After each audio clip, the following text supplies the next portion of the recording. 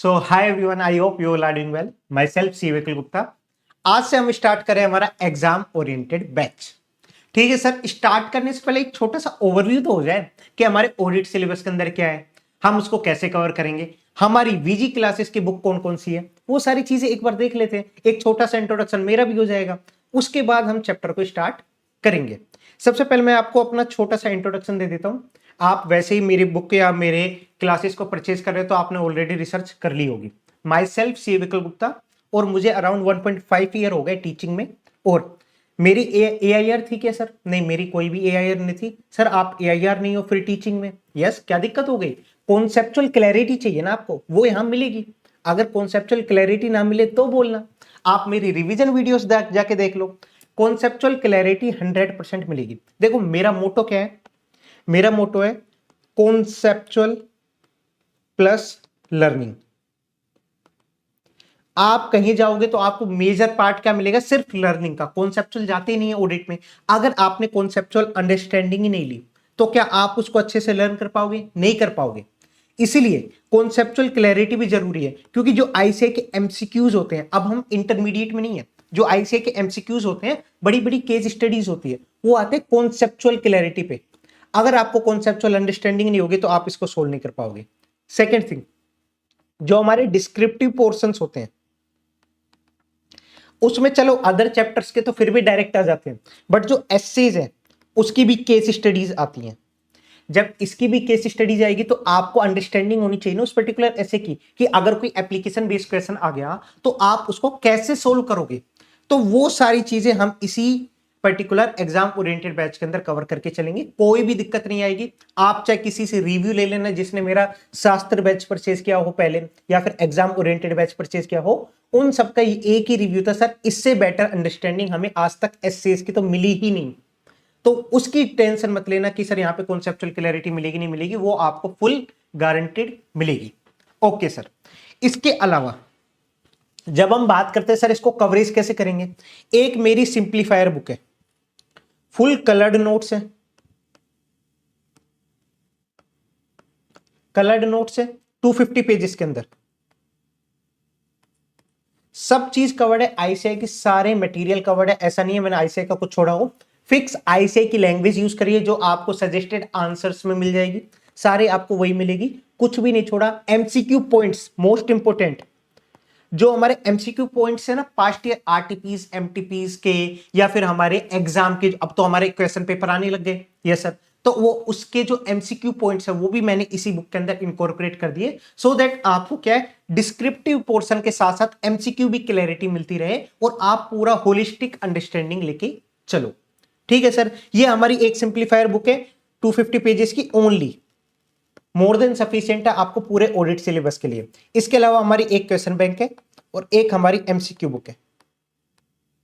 MCQ book में हमारे individual chapter wise हमारे एमसीक्यूज हैं। इंडिविजुअल एमसीक्यू जो हर चैप्टर के इंडिविजुअल एमसीक्यूज होते हैं, हमने वो चैप्टर वाइज कर दिए। इसके साथ साथ केस स्टडी एमसीक्यूज हैं। कितनी केस स्टडी एमसीक्यूज? 58। सर ये कौन से केस स्टडी एमसीक्यूज हैं? आईसीआई के पोर्टल पे जो है हमारे पास्ट ईयर आरटीपीज एमटीपीज में पूछे गए, लास्ट सितंबर अटेम्प्ट तक, सितंबर अटेम्प्ट के जो हमारा क्वेश्चन पेपर उसको छोड़ के उससे पहले जितने भी आरटीपीज एमटीपीज क्वेश्चन पेपर थे उनके अंदर जो एमसीक्यूज पूछे गए केस स्टडी वाले, वो भी यहां पे इनकॉर्पोरेट कर दिए। इट मींस ये एमसीक्यू बुक के अलावा आपको कुछ और रेफर करने की रिक्वायरमेंट ही नहीं होगी प्रैक्टिस के लिए। अब आता है एक क्वेश्चन बैंक। क्वेश्चन बैंक में यूनिकनेस है। क्या यूनिकनेस है सर? हमारे जो आईसीआई एसएम के क्वेश्चंस है प्लस में हमारे जो एडिशनल क्वेश्चंस है, जो हमारे आरटीपीज एमटीपीज या पास्ट ईयर पेपर्स के क्वेश्चंस है, वो सारे मैंने सेग्रीगेट कर दिए। जैसे सबसे पहले मैं स्टार्ट कर रहा हूं, जैसे पीएसयू ऑडिट स्टार्ट किया, उसमें पहले सारे आपके एसएम के क्वेश्चंस आएंगे, फिर उसके बाद एडिशनल क्वेश्चंस आएंगे कि जो आपके आईसीआई एसएम के अंदर नहीं है बट वो आपके वहां पे पूछे गए हैं एग्जाम में, आरटीपीज में, एमटीपीज में, सो दैट अगर आपको ओनली एसएम की कवरेज करनी है तो आप ओनली एसएम की भी कवरेज कर सकते हो। आपको बार बार ढूंढने की जरूरत नहीं है एसएम में ये क्वेश्चन का है, ये क्वेश्चन का है, सारे एक साथ सेग्रीगेट कर दिए। तो ये आपको बेनिफिट मिलेगा मेरी बुक से। अब आते हैं सर लेक्चर की बात। लेक्चर हमारे कितने आवर्स में कंप्लीट हो जाएगा? लेक्चर हमारा कंप्लीट हो जाएगा 85 टू 90 आवर्स में, इससे ज्यादा एक्सटेंड नहीं होगा। इसके अंदर सर सब चीजें कवर्ड होगी डिटेल में। अगर आप फर्स्ट स्टूडेंट हो, इट मींस आप फर्स्ट टाइम ऑडिट पढ़ रहे हो सीए फाइनल की, तो भी आपके लिए उतना ही बेनिफिट रहेगा। ऐसा नहीं है कि मैं स्टार्टिंग हाई लेवल से करूंगा एग्जाम ओरिएंटेड बैच, नहीं, बिल्कुल बेस से स्टार्ट करेंगे, ऊपर तक जाएंगे। और इसमें हम कुछ भी नहीं छोड़ेंगे, रेगुलर बैच जैसा ही होगा ये। बट इसमें क्या आपको शॉर्टेज मिल रही है, लाइक 85 टू 90 आवर्स में कैसे कवर हो रहा है सर ये? फिर देखो, हम रेगुलर बैच करते हैं नॉर्मली कितने आवर्स का सर? 120 टू 140 आवर्स का होता है। इसके अंदर है ना जो मेजर टाइम होता है वो जैसे 15 टू 20 मिनट्स का ब्रेक हो गया, वो इस ब्रेक के नहीं मिलेगा। यहां पे मैं ब्रेक को कट कर दूंगा, मैं ब्रेक लूंगा, आप भी लेना, बट मैं ब्रेक को कट कर दूंगा। सेकंड, जो हमारे डिस्कशंस होते हैं, जैसे कई बार लाइव क्लासेस होती है तो डिस्कशंस हो जाते हैं, उसमें 15 टू 20 मिनट चले जाते हैं पर लेक्चर, तो वहां पे वो टाइम भी सेव हो जाएगा। हाँ, सब चीजें मैं बताऊंगा, जो भी आपको डाउट्स होंगे, जो भी क्वेरी रेज होती है, वो ऑलरेडी मुझे पता है कहां पे क्या डाउट रेज हो सकते हैं, वो सारी चीजें मैं डिस्कस करूंगा। उसके अलावा भी आपको कुछ भी डाउट है तो आप मुझे टेलीग्राम कर देना, आपको 24 आवर के अंदर रिप्लाई मिल जाएगा। तो यहां पे आपको कुछ भी दिक्कत नहीं होने वाली, वही टाइम सेव होके आपको 85 टू 90 आवर्स के अंदर सारी चीजें मिल जाएगी, फुल कॉन्सेप्चुअल क्लैरिटी मिलेगी। अब सर एक बार ऑडिट का सिलेबस भी बता दीजिए। ओके, आते हैं ऑडिट पे, सिलेबस पे। देखो, हमारी बुक के हिसाब से चलते हैं। हमको पता है सर आईसीआई के टोटल कितने मॉड्यूल है? आईसीआई के टोटल है 3 मॉड्यूल्स। 3 मॉड्यूल्स कैसे हैं? देखो, फर्स्ट मॉड्यूल के अंदर इन्होंने स्टैंडर्ड ऑन ऑडिटिंग की बात करी है, ओनली स्टैंडर्ड ऑन ऑडिटिंग। और अगर आपको पता हो या ना पता हो, सीए फाइनल में न्यू कोर्स के अंदर स्टैंडर्ड ऑन ऑडिटिंग के अलावा हमारे एसआरएस आ गए, एसआरई आ गए, एसएई आ गए, इट मींस अदर स्टैंडर्ड्स भी आ गए। वो ज्यादा बड़े नहीं है बट वो भी हमारे यहां पे इंकॉर्पोरेट हो गए। अब आता है सेकंड मॉड्यूल, इसके अंदर अदर स्टैंडर्ड्स है, प्लस में सम चैप्टर्स, जैसे आपका बैंक ऑडिट हो गया, एनबीएफसी हो गया, ये सारे यहां पे कवर्ड हो जाएंगे। फिर आता है आपका थर्ड मॉड्यूल, इसके अंदर कवर होते हैं अदर चैप्टर्स, कुछ यहां पे कवर हो गए, कुछ यहां पे कवर करें, जैसे आपका पीएससी हो गया, ड्यू डिलिजेंस हो गया, ये सारी चीज यहां पे कवर हो गई। साथ में आपका प्रोफेशनल एथिक्स, ये पूरा पूरा आपका आईसीआई एसएम का पार्ट है। ठीक है सर, अब हमारी बुक के अंदर कैसे कवर किया है? सबसे पहले देखो, आपको स्टैंडर्ड ऑन ऑडिटिंग मिला, 800 सीरीज तक आपकी स्टैंडर्ड ऑन ऑडिटिंग है। 700 सीरीज तक आपने इंटरमीडिएट में कहीं ना कहीं पढ़ा होगा कुछ कुछ एसेस। अब 800 सीरीज भी हमारे इसका पार्ट है, तो 800 सीरीज तक तो हमारे हो गए स्टैंडर्ड ऑन ऑडिटिंग।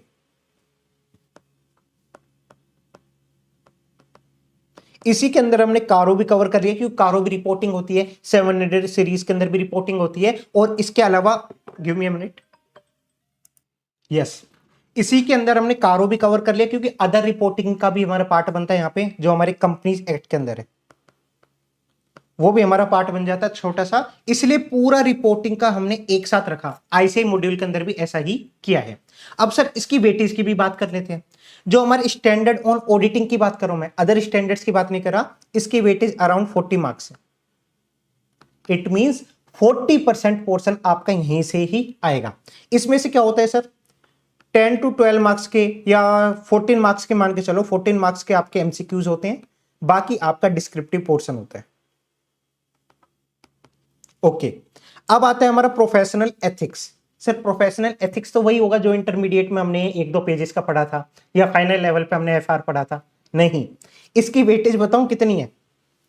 मान के चलो 15 टू 20 मार्क्स मिनिमम, 20 मार्क्स तो मान के चलो इसकी वेटेज है ही है प्रोफेशनल एथिक्स की।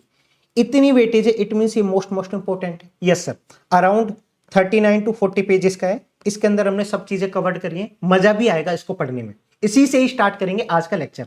ओके सर, इसके बाद हमारे जो ग्रुप ऑडिट है, डिजिटल ऑडिट है, इमर्जिंग है, हमारे पीएसयू ऑडिट है, audit of bank, audit of NBFC, due diligence, investigation, risk assessment, internal control, internal audit, ये सारे क्या है सर हमारे अदर चैप्टर्स। सर इसकी वेटेज कितनी है? इसकी वेटेज में मान के चलो 40 मार्क्स ही है। इट मींस 40 मार्क्स आपके एसेस की, 40 मार्क्स आपके अदर चैप्टर्स की। अब ये जो आपके अदर स्टैंडर्ड्स हैं, इसकी वेटेज कितनी होगी सर? अदर स्टैंडर्ड्स जैसे आपके एसआरएस हो गया, एसआरई हो गए, एसएई हो गया, ज्यादा नहीं है, दो ही है, 2 2 और 3। 3 4 5 6 7 7 ही स्टैंडर्ड्स हैं। इसकी वेटेज भी हमारे अराउंड 10 to 15 मार्क्स की होती है। तो जब मैं बात करूं टोटल स्टैंडर्ड्स की, तो सर टोटल स्टैंडर्ड्स की वेटेज अराउंड 50 to 55 मार्क्स है। Yes sir. प्रोफेशनल एथिक्स,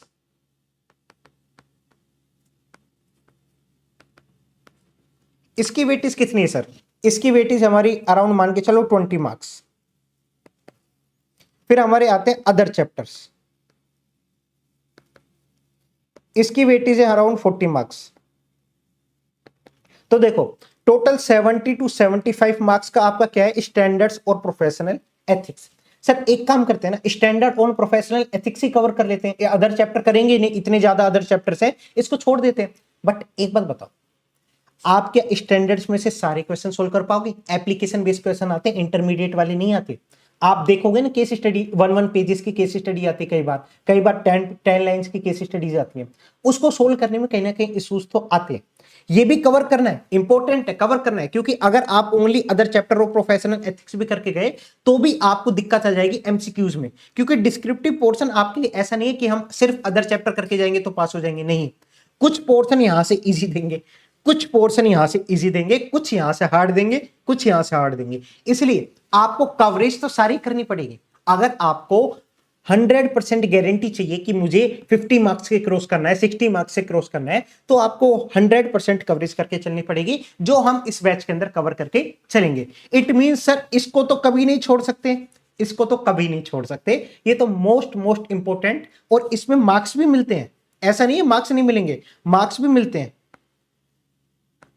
बस थोड़ा सा लेंदी है, इसको थोड़ा सा लर्न करना पड़ेगा, और कॉन्सेप्चुअल तो हम जाएंगे, इसके बाद आपको कोई भी दिक्कत नहीं आएगी। सो लेट्स स्टार्ट सर, आज का लेक्चर स्टार्ट करते हैं। हमने पूरा समझ लिया ऑडिट के सिलेबस के अंदर क्या क्या है। अब हम स्टार्ट करेंगे सर प्रोफेशनल एथिक्स से।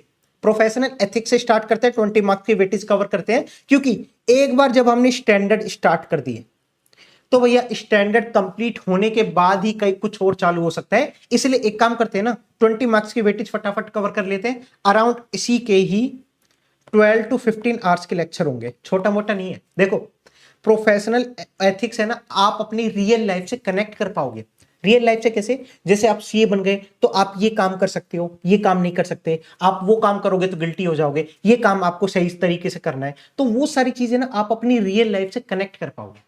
इसीलिए प्रोफेशनल एथिक्स पढ़ने में मजा भी आता है, कॉन्सेप्चुअल क्लैरिटी मिलती है, इतने सारे रियल लाइफ सिनेरियोस बनते हैं, तो वहां पे हमें काफी मजा आएगा। इसलिए हम स्टार्टिंग इसी से कर रहे हैं। एक तो ये वेटेज काफी अच्छी है, और शुरू में हमारा कॉन्फिडेंस बना रहता है कि सर हाँ आज मैंने ऑडिट स्टार्ट किए तो आज ही मैं फटाफट कंप्लीट करूंगा। तो वो कॉन्फिडेंस में ना आपकी मैक्सिमम वेटेज वाले पोर्शन आपका कवर हो जाएगा। So let's start with professional ethics.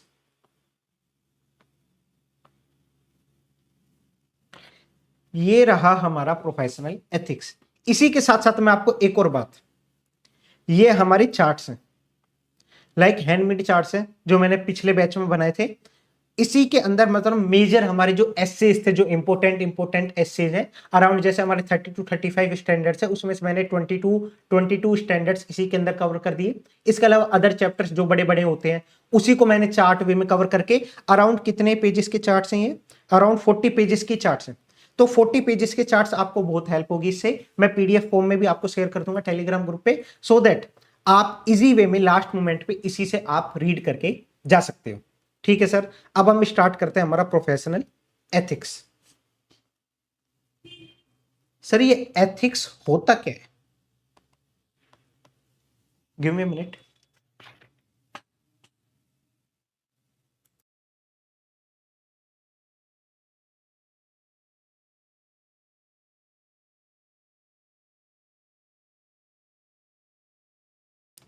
Yes sir, ये एथिक्स होता क्या है? आप बात कर रहे हो प्रोफेशनल एथिक्स की। एथिक्स कुछ नहीं, एक मोरल वैल्यू जो आप सभी के अंदर होनी चाहिए। देखो अभी तक आप स्टूडेंट हो, आप नादानियां करते हो, करो, कोई दिक्कत नहीं है। बट एक बार जब आप सीए बन जाओगे ना, अब आप अपने नाम के आगे सीए जोड़ोगे। सीए जोड़ोगे तो कहीं ना कहीं यार देखो इंस्टीट्यूट का भी नाम आपके साथ चल रहा है। इंस्टीट्यूट का नाम आपके साथ चल रहा है तो कहीं ना कहीं आपको बिहेव भी उसी वे में करना पड़ेगा। अब आप ऐसी छोटी मोटी गंदी हरकतें नहीं कर सकते। अब आपको proper as a professional behaviour में रहना पड़ेगा। इसी के लिए एक चैप्टर इंट्रोड्यूस करा, प्रोफेशनल एथिक्स। इंट्रोड्यूस क्यों किया, इसी के रिगार्डिंग में आपको कुछ एग्जांपल लेते हैं, बाद में चैप्टर को स्टार्ट करेंगे। पहले आप समझो ये आया क्यों। देखो आईसीआई ने बनाया, आईसीआई ने खुद की बॉडी बनाई, 2-4 चार्टेड अकाउंटेंट को बनाए। अब चार्टेड अकाउंटेंट मार्केट में गए, अब मार्केट में शुरू में जा रहे हैं, प्रैक्टिस में हूं मैं, मुझे काम चाहिए। अब काम चाहिए तो मैं गया, भैया मुझसे काम करा लो, कोई कराने को राजी नहीं।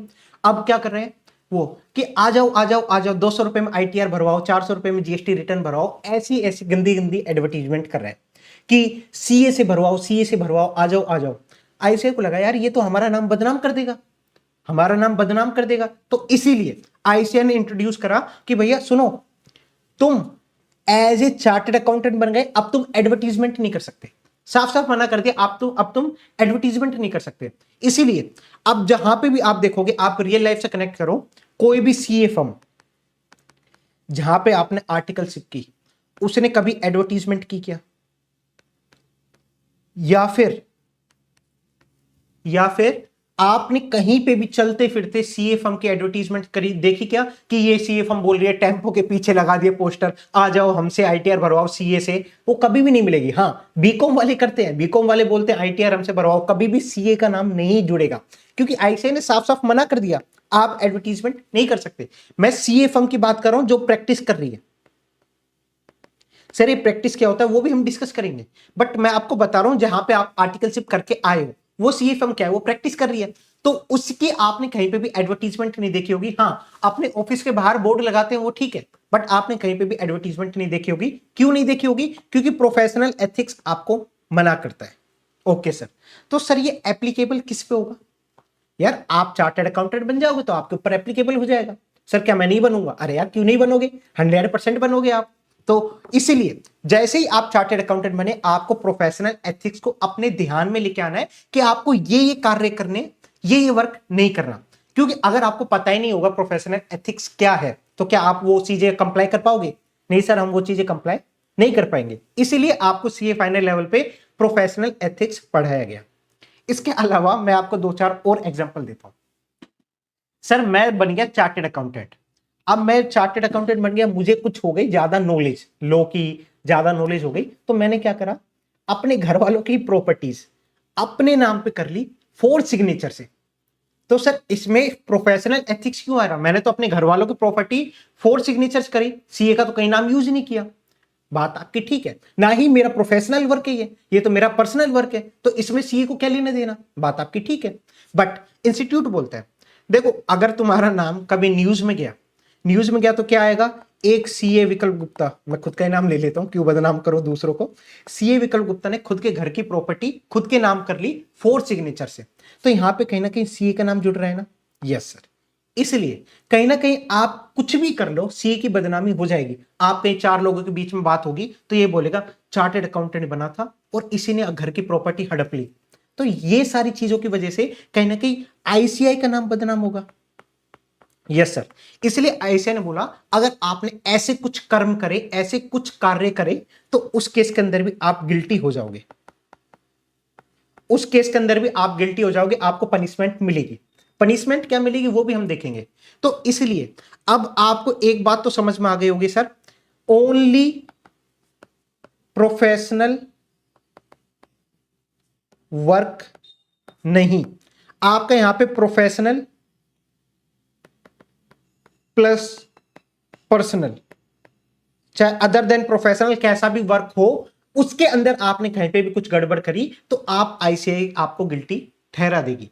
तो पर्सनल के अंदर भी काफी सारी चीजें होती है, हम उतना डिटेल में जाएंगे भी, हम डिस्कस भी करेंगे एक एक पॉइंट्स को। ठीक है सर। अब एक डाउट आता है सर ये प्रैक्टिस क्या होती है? वैसे तो आपको आइडिया हो गई प्रैक्टिस का, कि आपने खुद ने भी डिसाइड किया होगा कि सर सीए बनने के बाद मैं प्रैक्टिस में जाऊंगा या जॉब करूंगा। तो जॉब वाला क्या होता है सर? जॉब को हम बोलते हैं सर्विस। एक होता है प्रैक्टिस, एक होता है other than practice. Other than practice it means आप सर्विस में हो, सर्विस में आप जॉब कर रहे हो या कुछ और कर रहे हो, बट आप प्रैक्टिस में नहीं हो, तो उसी को हम बोलते हैं सर्विस। तो आपके पास दो चॉइस होती है, या तो आप प्रैक्टिस में चले जाओ या सर्विस में। प्रैक्टिस में जाओगे तो आपको COP लेनी पड़ेगी, ये सब आगे हम डिस्कस करेंगे, मैं आपको ओवरव्यू दे रहा हूं अभी। आपको COP लेनी पड़ेगी। यस सर, COP ली तो अब आप क्या कर सकते हो, प्रैक्टिस में आने के बाद सर मैं ऑडिट कर सकता हूं, मैं अपनी फर्म खोल सकता हूं, वहां से मैं CA की सर्विसेज प्रोवाइड कर सकता हूं। यस सर, इसलिए हम उसको क्या बोलते हैं, chartered accountant in practice, CAIP short form में हम यूज करते हैं। अगर आप सर्विस में हो, इट मींस आप कहीं ना कहीं जॉब कर रहे हो, जैसे मेजर पॉपुलेशन आज के time, sorry major chartered accountant आज के टाइम में कहां पे जाते हैं, जॉब की साइड जाते हैं, क्योंकि वहां पे इतनी मतलब स्टार्टिंग में इतनी मेहनत नहीं करनी पड़ती, क्योंकि प्रैक्टिस में आज के टाइम का स्कोप थोड़ा सा कम हो गया। किस चीज का स्कोप कम हो गया, कि आपको स्टार्टिंग में स्ट्रगल ज्यादा करना पड़ता है, क्योंकि जो हमारी पुरानी ट्रेडिशनल प्रैक्टिस थी उसका काम कम हो गया। और हाँ, अदर आपको अदर चीजों में जाना है, जैसे यूएस से जो आउटसोर्स हो रहा है वर्क, यूके से जो आउटसोर्स वर्क हो रहा है, वो इस टाइम ग्रोइंग स्टेज पे है। इसके अलावा अदर ऑडिट्स ग्रोइंग स्टेज पे, जैसे आप ESG ऑडिट्स ले लो, फोरेंसिक ऑडिट्स ले लो, जो हमारा बेसिक काम था ना ITR और ये जो हमारा GST रिटर्न्स, वो कम होने को आ गया, क्योंकि वो सारे काम अब बीकॉम्स कर लेते हैं। इसलिए लोग कहां पे जाते हैं, जॉब के साइड जाने लग गए, क्योंकि जॉब्स में क्या है, हमें टाइम टू टाइम सैलरी आएगी, कोई झंझट ही नहीं है, तो इसलिए अब जॉब की साइड जाने लग गए चार्टर्ड अकाउंटेंट। तो इसलिए आप यहां पे क्या सर, ये दो किस पे एप्लीकेबल होगा, प्रोफेशनल एथिक्स किस पे एप्लीकेबल होगा, प्रैक्टिस पे या जॉब पे? ये मैंने आपको स्टार्टिंग में बोला, ये एप्लीकेबल होगा चार्टर्ड अकाउंटेंट पे। इट मींस चाहे आप प्रैक्टिस में हो चाहे आप जॉब में हो, हमें मतलब नहीं है, आपने CA का टैग लिया है ना, आपको कुछ चीजों को कंप्लायंस करके चलना पड़ेगा। तो वो सारी चीज आपको प्रोफेशनल एथिक्स बताती है। अब इसका क्या फॉर्मेट क्या है इस चैप्टर का, वो आपको समझना बहुत जरूरी है, क्योंकि थोड़ा सा लेंदी है, 40 पेजेस का चैप्टर है, तो कहीं ना कहीं आपको समझना जरूरी है कि प्रोफेशनल एथिक्स का फॉर्मेट कैसा है। देखो, सबसे पहले आपको बेसिक बताया गया। बेसिक क्या बताया गया, हमारे फंडामेंटल प्रिंसिपल्स क्या हैं, जो आपने इंटरमीडिएट में भी पढ़े होंगे। सर कौन कौन से प्रिंसिपल्स होते हैं, जैसे आपको मैं बोलूं इंटीग्रिटी, इंटीग्रिटी हो गया, आपके कॉन्फिडेंशियलिटी हो गया, आपके प्रोफेशनल बिहेवियर हो गया। तो ये सारे क्या, ये सारे हमारे फंडामेंटल प्रिंसिपल्स हैं। उसके बारे में बताया कि एवरी चार्टर्ड अकाउंटेंट को फंडामेंटल प्रिंसिपल्स का कंप्लाई करना पड़ेगा। इसके अलावा सेफगार्ड्स क्या है, वो सारी हम चीजें देखेंगे। नो क्लार क्या होता है, NOCLAR means non compliance of law and regulation, वो सारी चीजें बताई बेसिक के अंदर। फिर एक आता है मेंबरशिप ऑफ इंस्टीट्यूट। सर ये क्या है मेंबरशिप ऑफ इंस्टीट्यूट, जैसे आप ICAI के मेंबर बन गए, इट मींस आपने फाइनल का एग्जाम दिया, आप फाइनल का एग्जाम देते हो तो ICAI के मेंबर नहीं बनते। सुनो ध्यान से, आप ICAI के मेंबर नहीं बनते। क्या मतलब सर, अभी तो चार्टर्ड अकाउंटेंट का हमने फाइनल एग्जाम क्लियर किया है, फिर भी हम ICAI के मेंबर नहीं बने? नहीं बने, आपको रजिस्टर कराना पड़ता है, थोड़ी सी फी पे करनी पड़ती है, देन आप ICAI के मेंबर बनते हो। तो उसी के अंदर बताया गया कि कितने टाइप की मेंबरशिप होती है, वो भी हम डिस्कस करेंगे। डिसेबल कब हो जाओगे, कि आपको मेंबरशिप से निकाला जा सकता है, कब निकाला जा सकता है, पेनल्टी कब लगेगी आपके ऊपर, रिमूव कब कर सकते हैं आपका नेम, वो भी हम देखेंगे, रिस्टोर कैसे हो सकता है आपका नेम। तो वो सारी चीजें आपको बेसिक बेसिक बताई, जैसे एज ए चार्टर्ड अकाउंटेंट बन गए तो बेसिक फंडामेंटल प्रिंसिपल्स का कंप्लाई करो। Non compliance of law and regulations के रिगार्डिंग आपकी क्या रेस्पॉन्सिबिलिटी होगी, वो आपको देखना है। इसके अलावा जब आप मेंबर बन जाते हो ICAI के, तो आपको बेसिक पता होना चाहिए आपका नेम कब रिमूव कर सकते हैं, रिस्टोर कैसे करेंगे, वो सारी चीज आपको बेसिक पता होना चाहिए। ठीक है सर, ये आपको बताया गया। फिर आता है chartered accountant in practice. Sir मैं तो प्रैक्टिस में जाऊंगा, थोड़ा बहुत प्रैक्टिस के बारे में भी बताओ। ठीक है सर, प्रैक्टिस के बारे में बताया प्रोफेशनल एथिक्स ने, क्या बताया, सिग्निफिकेंस क्या है COP की, कि COP लेने से आपको क्या बेनिफिट मिलेगा, छोटा मोटा बेनिफिट आपको यहाँ पे बताया गया। वैसे तो काफी सारे बेनिफिट्स होते हैं, बट आपको छोटा मोटा बेनिफिट बताया गया कि आप कोई आपका असाइनमेंट, जो आप असाइनमेंट ले सकते हो, कोई दूसरा पर्सन नहीं ले सकता। वो सारी चीज डिस्कस करेंगे यहाँ पे। फिर आपका COP कब कैंसिल कर सकती है ICAI, कि आपने COP लिया, फ्रॉड तरीके से आपने COP ऑब्टेन किया, तो कहीं ना कहीं ICAI आपका COP कैंसिल कर देगा। COP क्या होता है sir, COP means certificate of practice.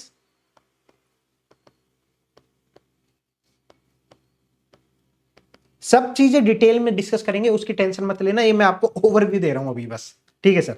फिर आता है हमारा member deem to be in practice, ये भी हम डिस्कस करेंगे क्या होता है, चार्टर्ड अकाउंटेंट प्रैक्टिस के अंदर ही आता है। फिर आता है आप कोई दूसरी डेजिग्नेशन यूज नहीं कर सकते अगर आप चार्टर्ड अकाउंटेंट, वो भी प्रैक्टिस के अंदर हो। आप सीए की सर्विसेज प्रोवाइड कर रहे हो और आप डेजिग्नेशन यूज कर रहे हो सीएस की, चल जाएगा क्या? नहीं चलेगा। इसीलिए आप कोई दूसरा डेजिग्नेशन यूज नहीं कर सकते, उसके रिगार्डिंग डिस्कस करेंगे। इसके अलावा अगर आपके ब्रांच ऑफिस है, अगर मेरे यहाँ पे मान के चलो दिल्ली में ऑफिस है, फिर एक गुड़गांव में ऑफिस है, एक बेंगलोर में ऑफिस है, तो ये ब्रांच ऑफिस है, इसके रिगार्डिंग कैसे मेंटेन करके रखना है उसके रिगार्डिंग बात की गई। तो ये आपको थोड़ा बहुत आपको सीओपी के बारे में बताया गया। अब जो मेन आता है वो है ये, अभी तक आपको ये नहीं बताया ना आपको क्या करना है क्या नहीं करना, वो ये बताएगा। क्या है ये sir? Schedule to the act. It means इसके अंदर काफी सारे शेड्यूल्स दे दिए कि प्रोफेशनल मिसकंडक्ट कब कब हो सकता है, अदर मिसकंडक्ट कब कब हो सकता है, प्रोफेशनल मिसकंडक्ट कब कब हो सकता है, अदर मिसकंडक्ट कब कब हो सकता है। कि आपको बोल दिया आप एडवर्टीजमेंट नहीं कर सकते, आप किसी और को अपने प्रॉफिट का हिस्सा नहीं दे सकते एज ए प्रोफेशनल, तो वो भी आपको बताया गया। आपसे डायरेक्ट बोला गया कि भाई आप अगर आप चार्टर्ड अकाउंटेंट प्रैक्टिस के अंदर हो तो आप कोई दूसरा बिजनेस नहीं कर सकते, आपको ऐसा बोला गया। अगर आप वो सारी चीजें करते हो तो आप गिल्टी हो जाओगे, तो वही गिल्टी के बारे में बताया गया। इसके अंदर आपका फर्स्ट शेड्यूल भी है,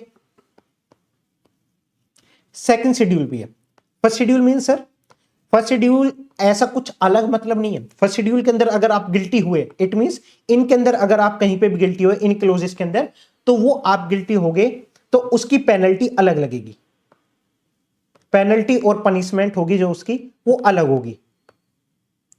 इसमें थोड़ी सी इजी पनिशमेंट होती है।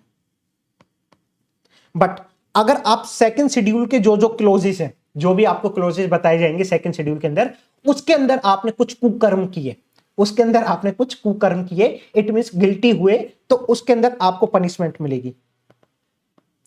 ये पनिशमेंट थोड़ी सी हार्ड होती है। किससे? फर्स्ट शेड्यूल से थोड़ी सी हार्ड होती है। वो सारी चीजें हम डिस्कस करेंगे कि क्या पनिशमेंट होती है। अब सर इसके अंदर कितने क्लोजेस हैं? क्लोजेस हैं आपके 34। और एक और मजेदार बात, 34 थे जनवरी 2026 तक, 34 थे।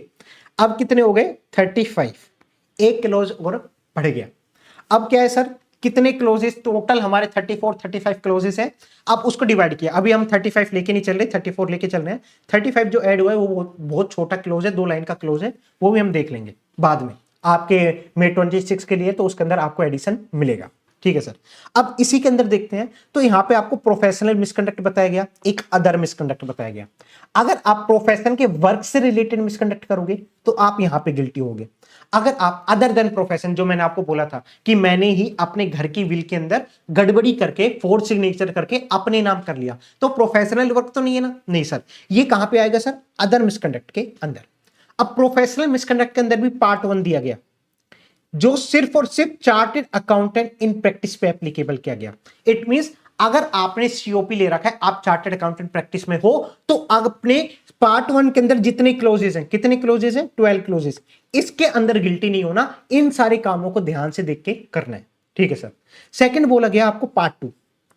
पार्ट 2 स्पेशल आपको बोला गया चार्टर्ड अकाउंटेंट इन सर्विस के बारे में। इट मींस अब आप प्रैक्टिस में नहीं हो, तो आपको ये सारे क्लोजेस का ध्यान रखना है, जो कि आपके 2 क्लोजेस ही हैं इसके अंदर। फिर आया पार्ट 3।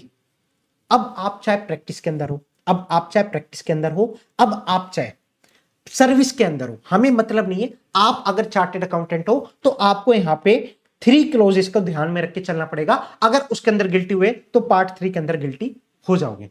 अब आता है एक पार्ट 4। पार्ट 4 किसका? अदर मिसकंडक्ट का। ये भी ऑल सीए पे एप्लीकेबल है, बट ये अदर मिसकंडक्ट का है, इसलिए ये आपको 2 बार दिख रहे हैं, ऑल सीए, बट वो अदर मिसकंडक्ट का है। यहां पे भी आपको एक पर्टिकुलर क्लोज बताया गया, सॉरी 2 पर्टिकुलर क्लोज आपको यहां पे भी बताए गए। ठीक है सर। अब आता है यहां पे शेड्यूल 2। शेड्यूल 2 भी सेम टू सेम ऐसे ही है, प्रोफेशनल मिसकंडक्ट हो गया, अदर मिसकंडक्ट हो गया। यहां पे पार्ट 1 आपके ओनली प्रैक्टिस के लिए, पार्ट 2 ओनली आपके ऑल सीए के लिए। इट मीन सर अलग से चार्टर्ड अकाउंटेंट इन सर्विस के लिए शेड्यूल 2 के अंदर कोई भी क्लोजेस नहीं है, वो आपको मना कुछ अलग से कोई भी क्लोजेस नहीं है, डायरेक्ट ऑल सीए के लिए बताया गया। इसलिए यहां पे हमारे टोटल 3 पार्ट्स हैं, यहां पे हमारे 4 पार्ट्स हैं। ये सारी चीजें हम डिटेल में डिस्कशन करेंगे, मैं आपको जस्ट ओवरव्यू दे रहा हूं, कहीं आप कंफ्यूज हो जाओ सर मुझे तो कुछ समझ नहीं आ रहा, आगे जाके सब समझ में आएगा। अब यहां पे पार्ट 2 हो गया, फिर यहां पे भी अदर मिसकंडक्ट आया, वो भी ऑल सीए के लिए, वो भी हम डिस्कस करेंगे। टोटल मिला के 12 यहाँ पे 2, यहाँ पे 3, यहाँ पे 2, यहाँ पे टोटल 90 क्लोज आपके 19 क्लोज आपके फर्स्ट शेड्यूल के हो गए। और सेकंड शेड्यूल के कितने हैं सर? टोटल सेकंड शेड्यूल के हो गए आपके यहाँ पे 15 क्लोज। तो ऐसे आपके टोटल 34 क्लोजेस हो गए। इसके अंदर किसी के अंदर भी गिल्टी हुए तो उसके अंदर आप गिल्टी मान लिए जाओगे, उसके ऊपर आपको पनिशमेंट लगेगी। ओके सर, अब इसको लिखते कैसे हैं वो भी देख लो। जैसे सर मैं चार्टर्ड अकाउंटेंट प्रैक्टिस के अंदर हूं, चार्टर्ड अकाउंटेंट प्रैक्टिस के अंदर हूं तो सर मैंने ना कोई किसी ऐसे पर्सन को अपनी पार्टनरशिप के अंदर ले लिया जो मुझे डिसअलाउ करता था। आईसीआई ने बोला आप इस पर्टिकुलर पर्सन के साथ पार्टनरशिप में नहीं आ सकते, फिर भी आप पार्टनरशिप में आए, तो अब आप हो गए गिल्टी। तो गिल्टी कहां पे हुए सर? मैं CAIP हूं, यस सर। ये पर्टिकुलर जो मैं बात कर रहा हूं पर्टिकुलर क्लोज की, वो आपका फर्स्ट शेड्यूल के अंदर है, तो इसलिए ये आपके यहां पे आएगा, क्योंकि चार्टर्ड अकाउंटेंट प्रैक्टिस में हूं, फर्स्ट शेड्यूल की बात हो रही है, वो तो सिर्फ यहां पे है, तो यस सर। इसलिए पार्ट 1 आया, पार्ट 1 ऑफ फर्स्ट शेड्यूल। मैं यहां पे S1 लिखता हूं, आपको पूरा लिखना पड़ेगा फर्स्ट शेड्यूल, मैं यहां पे जस्ट आपको शॉर्ट में लिख रहा हूं, पार्ट 1 ऑफ शेड्यूल 1। अब उसका क्लोज कौन सा था आपको वो भी याद होना चाहिए। क्लोज जैसे यहां पे 4 है, तो आपको ये तीनों चीज लिखनी पड़ेगी सॉल्यूशन के अंदर। क्लोज कौन सा था, पार्ट कौन सा है, शेड्यूल कौन सा है। सर 34 क्लोजेस के कौन सा पार्ट का कौन सा शेड्यूल का है? अरे बहुत इजी है, आपको 2-3 बार रिवीजन कराऊंगा मैं, सब याद हो जाएगा, उसकी टेंशन मत लो, वो छोड़ दो आपकी याद होगा नहीं होगा, वो उसकी जिम्मेदारी मेरी है, आप अभी समझने पे फोकस रखो। ठीक है सर, ये पूरा पूरा आपका शेड्यूल टू द एक्ट है, जहां से आपके अराउंड 10 to 15 मार्क्स के क्वेश्चंस आते हैं, इसलिए मैंने थोड़ा सा डिटेल में आपको ओवरव्यू दिया। अब आता है इसके बाद काउंसिल जनरल गाइडलाइंस। आईसीआई ने कुछ गाइडलाइंस प्रोवाइड की है, काउंसिल ने कुछ गाइडलाइंस प्रोवाइड की है, जो चैप्टर 1 से चैप्टर 17 तक है, वो भी हम डिस्कस करेंगे। इसके अंदर कुछ चैप्टर उन्होंने रिमूव कर दिए, कुछ चैप्टर ये, टोटल हमारे 17 चैप्टर्स नहीं है।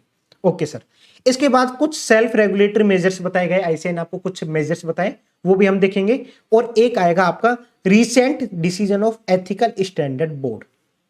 अब देखो ये आपकी प्रैक्टिकल लाइफ से काफी मिलता जुलता है। यस सर, तो क्या होता है प्रैक्टिकल लाइफ में, कुछ केस हुआ तो वो जजमेंट के ऊपर गया और वहां पे एथिकल स्टैंडर्ड बोर्ड डिसीजन लेगी। डिसीजन में क्या लिया कि हाँ यार बात तो तुम्हारी ठीक है, यहाँ पे ऐसा होना चाहिए, क्योंकि ये रियल लाइफ से जुड़ा हुआ है। यहाँ पे टाइम टू टाइम आपका AI आने लग गया, कुछ चीजें चेंज होने लग गई टेक्नोलॉजी के अंदर, तो कहीं ना कहीं यार प्रोफेशनल एथिक्स भी कहीं ना कहीं चेंजेस होते रहते हैं। यस सर, इसलिए एथिकल स्टैंडर्ड बोर्ड के जो रिसेंट डिसीजंस हैं जजमेंट्स पे, या आईसीआई ने कुछ और डिसीजन लिया कि आपको ये वाली सर्विसेज अलाउ कर दी इन दी फ्यूचर के लिए, आपसे बोला गया कि आप एडवर्टीजमेंट कर सकते हो बट स्पेसिफिक इस एक्टिविटी से रिलेटेड, तो वो सारी चीजें कहां पे आती है, वो आती है आपके यहाँ पे एथिकल स्टैंडर्ड बोर्ड के डिसीजन में। तो वो आपके यहाँ पे दिए गए हैं, अराउंड 45 डिसीजन है, एक एक लाइन के, ज्यादा नहीं, एक एक लाइन के डिसीजन से 45 आपको क्या अलाउ किया गया, क्या डिसअलाउ किया गया, वो डिसीजन जो आईसीआई ने लिया है, एथिकल स्टैंडर्ड बोर्ड ने लिया है, वो सारे आपको यहाँ पे बताए गए। ये पूरा पूरा आपका प्रोफेशनल एथिक्स है। ध्यान से, क्या पढ़ा सर हमने, एक और बार फटाफट। अभी तक हमने क्या देखा सर?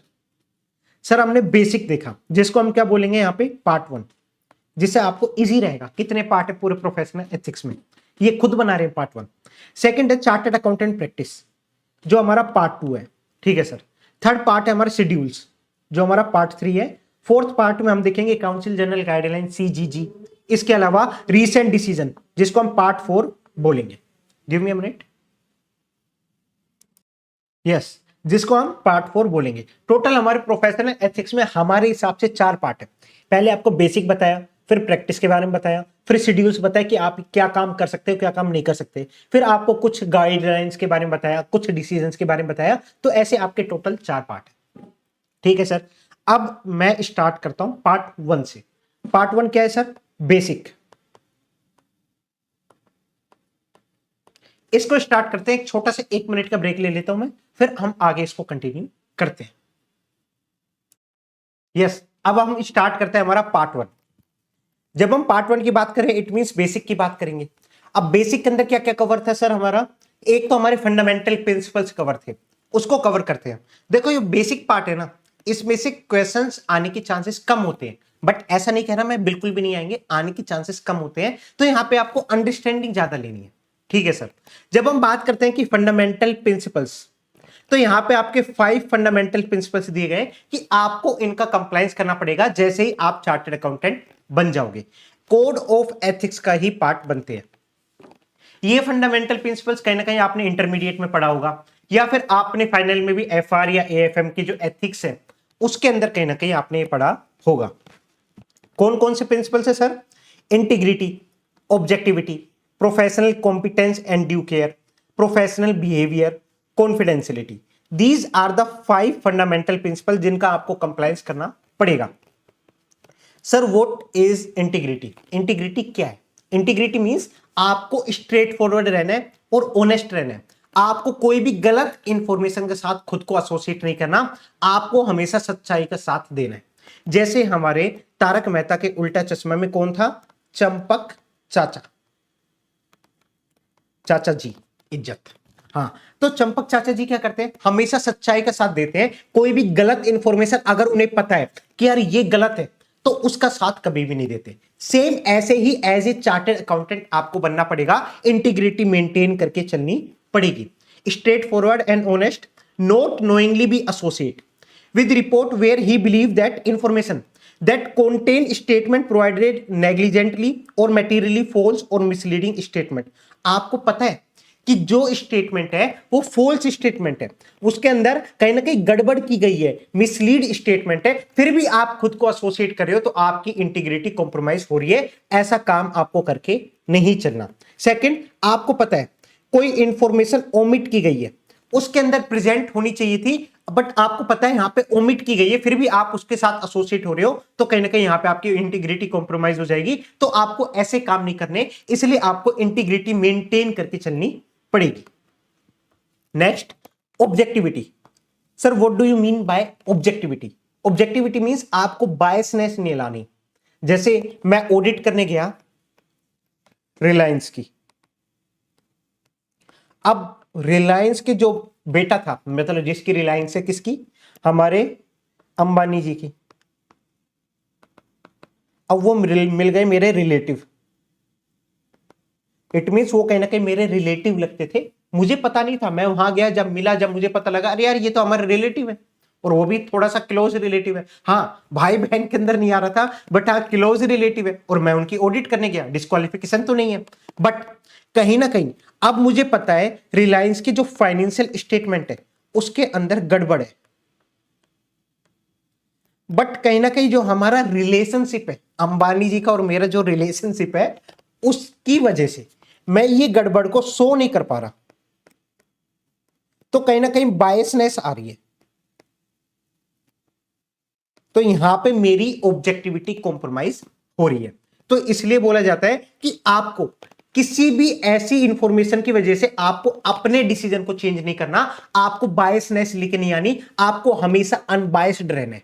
तो not to compromise professional judgement. जो भी आपकी प्रोफेशनल जजमेंट होती है, इट मींस कि मैंने पूरे फाइनेंशियल स्टेटमेंट को एनालाइज किया, अब मुझे पता है इसके ऊपर क्या ओपिनियन देना चाहिए क्योंकि इसके अंदर गड़बड़ है, बट फिर भी मैं उसको कॉम्प्रोमाइज कर रहा हूं अपनी प्रोफेशनल जजमेंट को, due to biasness, conflict of interest और अनड्यू इन्फ्लुएंस ऑफ अदर। उसकी वजह से मैं अपने प्रोफेशनल जजमेंट को चेंज कर रहा हूं, तो कहीं ना कहीं मेरी ऑब्जेक्टिविटी कॉम्प्रोमाइज हो जाएगी। इसलिए आपको ऑब्जेक्टिविटी भी मेंटेन करके चलना पड़ेगा।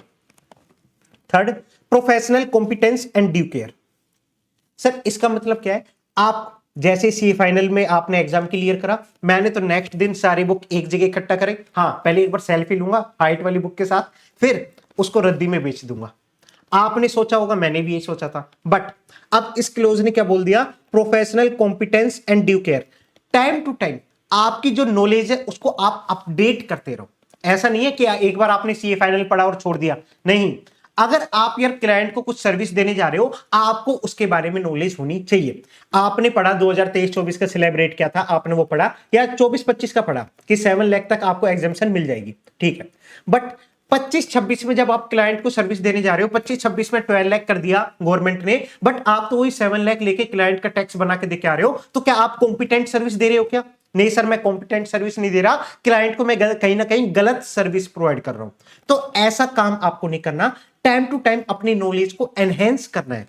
Attain and maintain professional knowledge and skills as required to ensure client received competent services, कहीं ना कहीं क्लाइंट को कॉम्पिटेंट सर्विसेज आपको प्रोवाइड कराने के लिए आपको खुद की नॉलेज को एनहेंस करना पड़ेगा टाइम टू टाइम। ठीक है सर, इससे क्या होगा सर, जब मैं कंटिन्यू अपनी प्रोफेशनल नॉलेज को एनहेंस करूंगा तो कहीं ना कहीं वो हेल्प करेगा मुझे कॉम्पिटेंट में कि बाकियों के साथ मैं एज ए मार्केट में स्टैंड कर पाऊंगा। यस सर, वो आपको हेल्प करेगा। Continue development enable professional to develop and maintain the capabilities to perform, उस पर्टिकुलर एंगेजमेंट को परफॉर्म करने की आपके पास कैपेबिलिटीज होगी। थर्ड, आपको एक्ट करना है diligently as per the technical and professional standard. आपको एक्ट करना है diligently as per the professional and technical standard, जो हमारे स्टैंडर्ड से जो आपको रूल्स एंड रेगुलेशंस बताए गए हैं उसके हिसाब से आपको अपने एंगेजमेंट को परफॉर्म करना है। Last, it require continuing awareness and understanding of relevant technical professional development, जो आपके टाइम टू टाइम अपडेट आ रहे हैं, जैसे हमारे डीटी और आईडीटी के अंदर अपडेट आते रहते हैं। जैसे अभी रिसेंटली एक अमेंडमेंट आई है कि जीएसटी के जो रेट्स है 18 से 5 हो गए, 5 से 0 हो गए, कहीं ना कहीं जीएसटी के रेट्स के अंदर चेंजेस हुए हैं। अब आपको उसके बारे में अवेयरनेस होनी चाहिए, आपको अंडरस्टैंडिंग होनी चाहिए कहां पे कौन सा रेट चेंज हुआ है, सो दैट आप क्लाइंट को सही सर्विसेज प्रोवाइड कर पाओ। इसलिए आपको professional competence and due care maintain करके चलना है, सो दैट क्लाइंट को आप कॉम्पिटेंट सर्विसेज प्रोवाइड कर सको। Next, professional behaviour. Sir what is professional behaviour? कि आप सीए बने तो अब आपके बिहेवियर में शो होना चाहिए। अब ऐसा नहीं है यार कि हाँ मैं बना रहा हूं पुनीत सुपरस्टार जैसे रील्स बना रहा हूं ट्रेन के अंदर जाके, नहीं, आपको कहीं ना कहीं यार प्रोफेशनल बिहेवियर शो करना है। आप सबके सामने जाके बोल रहे हो I am a chartered accountant, फिर आपकी हरकतें देख के लग रहा है यार ये तो कहां से आ गया। ये सारे काम नहीं होने चाहिए। इसलिए comply with law and regulation, law and regulations का कंप्लायंस होनी चाहिए and avoid any conduct that might discredit the profession, जो कहीं ना कहीं प्रोफेशन के ऊपर धब्बा क्रिएट कर रहा हो, ऐसा काम आपको नहीं करना। अपने आप में प्रोफेशनल बिहेवियर आपको मेंटेन करना है। फिर मैं ऐसा कर दूं कि यार मैं टेलीग्राम पे रिलीजियस डिबेट कर रहा हूं, लाइक एज ए टीचर मैं टेलीग्राम अपने ग्रुप पे डाल रहा हूं कि भैया ये दूसरे रिलीजन ऐसा है, ये वाला रिलीजन ऐसा है, ऐसे डिबेट करा रहा हूं, स्टूडेंट्स को उसमें एंगेज करा रहा हूं, तो क्या ये मेरा प्रोफेशनल बिहेवियर है? नहीं, ये मेरा प्रोफेशनल बिहेवियर नहीं है। आपको प्रोफेशनल बिहेवियर मेंटेन करके चलना है। इससे क्या होता है, आपका नाम बदनाम हो रहा है, साथ साथ आईसीआई का नाम बदनाम होगा कि उसने ऐसे चार्टर्ड अकाउंटेंट बनाए हैं। इसलिए आपको प्रोफेशनल बिहेवियर मेंटेन करके चलना पड़ेगा। नेक्स्ट आता है आपका कॉन्फिडेंशियलिटी। सर कॉन्फिडेंशियलिटी मींस आप अगर क्लाइंट का काम कर रहे हो, जैसे मैंने विराट कोहली का कुछ काम लिया, उसकी आईटीआर फाइल कर रहा हूं।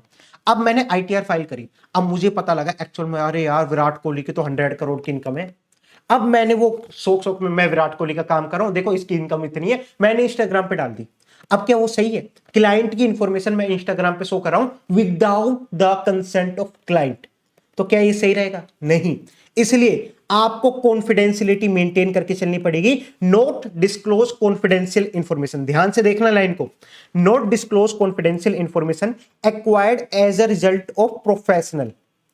प्रोफेशनल मींस कहीं ना कहीं आप CAIP के अंदर हो, आप प्रैक्टिस कर रहे हो, आप प्रोफेशनल सर्विसेज प्रोवाइड कर रहे हो, वहां से आपने कोई कॉन्फिडेंशियल इंफॉर्मेशन एक्वायर्ड करी।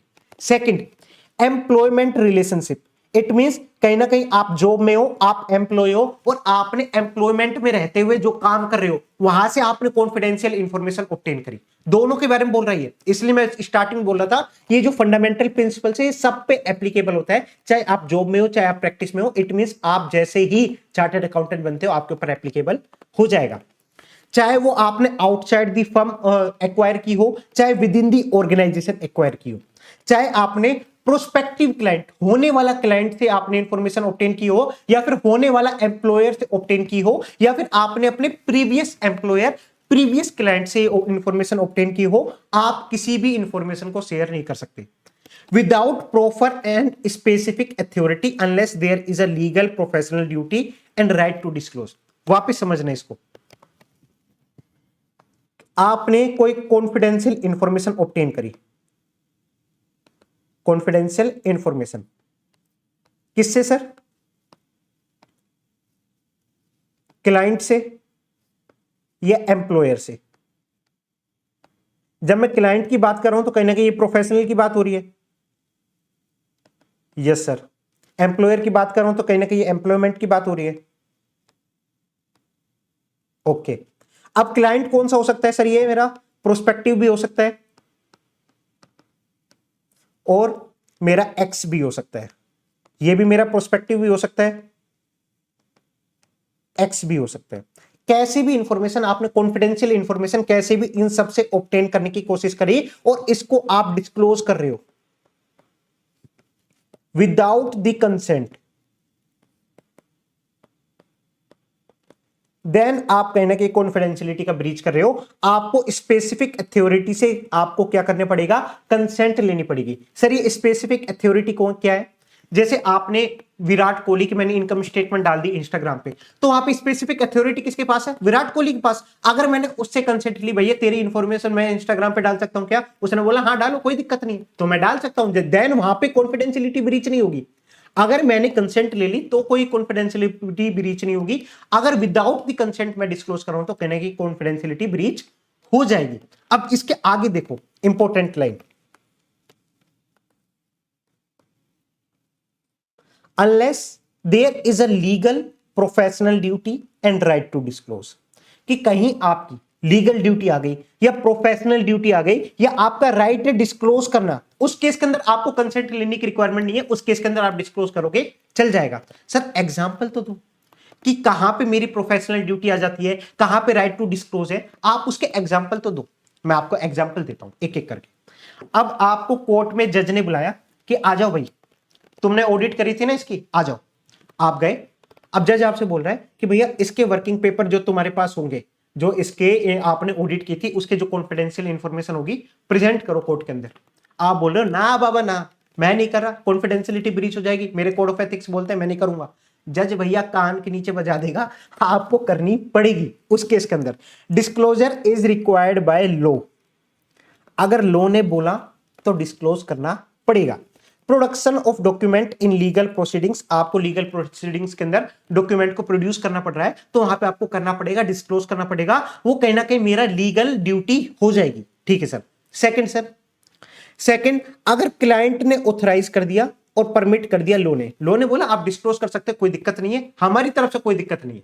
क्लाइंट ने बोला हाँ डिस्क्लोज करो, कोई दिक्कत नहीं। जब मियां बीवी राजी तो मुझे क्या दिक्कत है, तो मैं भी कर दूंगा डिस्क्लोज। अगर विराट ने बोला डिस्क्लोज कर सकते हो और हमारे लॉ एंड रेगुलेशन भी बोल रही थी आप डिस्क्लोज कर सकते हो, कोई दिक्कत नहीं है, तो मैंने इंस्टाग्राम पे डाल दी, कोई दिक्कत नहीं है। जब यार विराट कोहली ने अप्रूव कर दिया, लॉ एंड रेगुलेशन बोल रही है परमिट है, आप डिस्क्लोज कर सकते हो, दोनों ने ऑथराइज कर दी, तो कोई दिक्कत नहीं है, यहां पे भी आप डिस्क्लोज कर सकते हो। थर्ड, जहां पे आपकी प्रोफेशनल ड्यूटी या राइट टू डिस्क्लोज है, कहां पे मेरी प्रोफेशनल ड्यूटी आ जाएगी? आपने शायद अभी तक पढ़ा नहीं होगा, पीयर रिव्यू, क्वालिटी रिव्यू, ये भी एंटिटी कराती है। जैसे आप कोई सीए फर्म हो,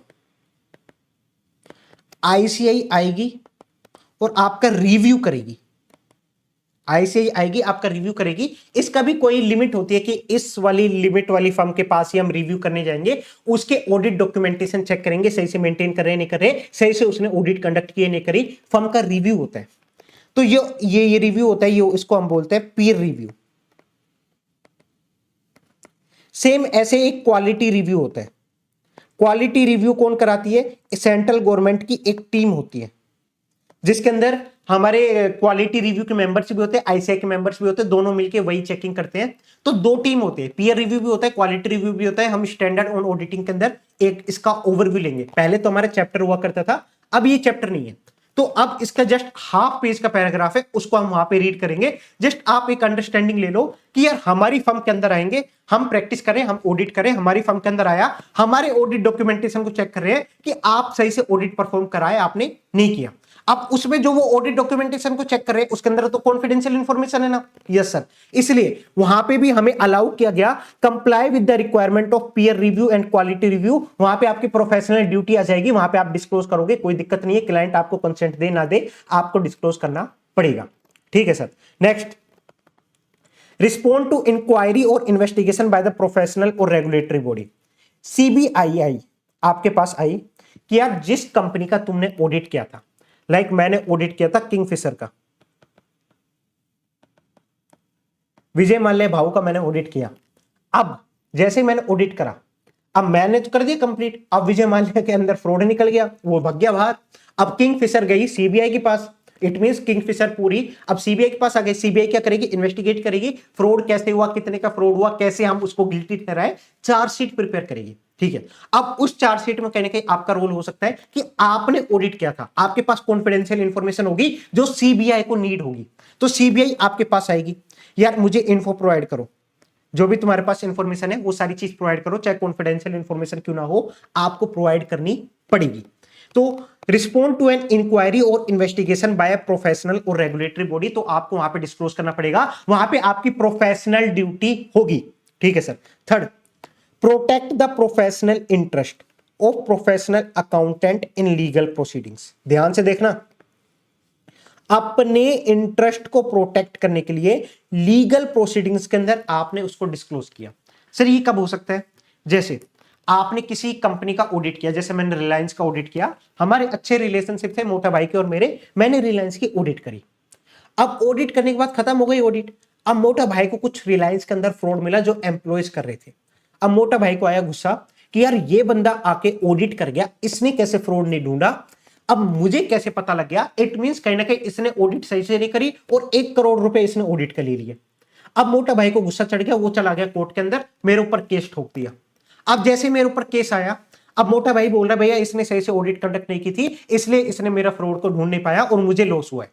अब मैं जाऊंगा कोर्ट के अंदर, अब मैं बोलूंगा नहीं नहीं मैंने तो सही से ऑडिट परफॉर्म की थी, मेरे पास तो ऑडिट डॉक्यूमेंटेशन है। आप बोलोगे कि कोर्ट बोलेगा दिखाओ तुम्हारे ऑडिट डॉक्यूमेंटेशन, आप बोलोगे मेरी कॉन्फिडेंशियलिटी, मैं दिखाऊंगा नहीं, ऐसा नहीं हो सकता। इसलिए अपने प्रोफेशनल इंटरेस्ट को प्रोटेक्ट करने के लिए आप दिखा सकते हो कि मैंने सही से ऑडिट करी, देखो ये मेरे सारे ऑडिट डॉक्यूमेंटेशन। अब मुझे जरूरी थोड़ी सारे फ्रॉड मिले, क्योंकि मेरी भी तो इनहेरेंट लिमिटेशंस होती है। इसीलिए to protect the professional interest of professional accountant in legal proceedings, वहां पे आप इसको डिस्क्लोज करोगे तो कहीं ना कहीं आपकी कोई दिक्कत नहीं है, वहां पे भी आपकी प्रोफेशनल ड्यूटी और राइट टू डिस्क्लोज है। इसके अलावा टेक्निकल प्रोफेशनल स्टैंडर्ड आपसे बोल रहे हैं कि भैया इस चीज का कंप्लाई करो, तो वहां पे आपको कंप्लायंस करते टाइम डिस्क्लोज करना पड़ सकता है। जैसे हम इसी के अंदर देखेंगे NOCLAR, non compliance of law and regulation, इसका जस्ट अगला वाला कॉन्सेप्ट है। उसके अंदर क्या बोलता है कि यार नॉन कंप्लायंस किया आपने, लॉ एंड रेगुलेशन का नॉन कंप्लायंस किया, तो एज ए चार्टेड अकाउंटेंट आपको बताना पड़ेगा इस कंपनी ने कहीं ना कहीं लॉ एंड रेगुलेशन का नॉन कंप्लायंस किया है। किसको बताना पड़ेगा? थर्ड पार्टी को, जो अथॉरिटी है। जैसे मैंने एनवायरमेंट का करा है, तो कहीं ना कहीं एनवायरमेंट की जो अथॉरिटी है उसको बताना पड़ेगा। अब मैं एनवायरमेंट की अथॉरिटी को बता रहा हूं, कहीं ना कहीं कॉन्फिडेंशियल इंफॉर्मेशन वहां शेयर कर रहा हूं, यस, तो वहां मुझे कंप्लाई करना पड़ रहा है ना टेक्निकल और प्रोफेशनल स्टैंडर्ड का। जो मेरे कोड ऑफ एथिक्स बोलते हैं मुझे डिस्क्लोज करना चाहिए, जो मेरे स्टैंडर्ड और ऑडिटिंग बोलते हैं कि आपको डिस्क्लोज करना चाहिए, तो उसका कंप्लाई करते टाइम आपके पास राइट है डिस्क्लोज करने का।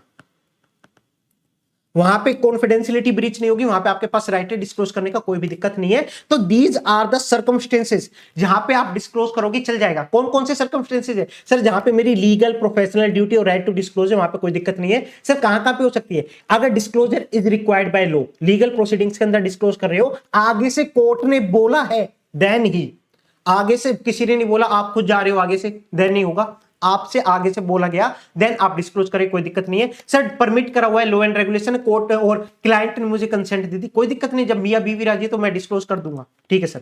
थर्ड, जहां पे मेरी प्रोफेशनल ड्यूटी आ जाएगी, प्रोफेशनल ड्यूटी कहां पे आ सकती है? Peer review, quality review case के अंदर आ जाएगी। Yes sir. सेकंड, इन्वेस्टिगेशन, कोई डिपार्टमेंट इन्वेस्टिगेट रेगुलेटरी अथॉरिटी कोई आपसे इंफॉर्मेशन मांग रही है तो वहां पे आप डिस्क्लोज करोगे।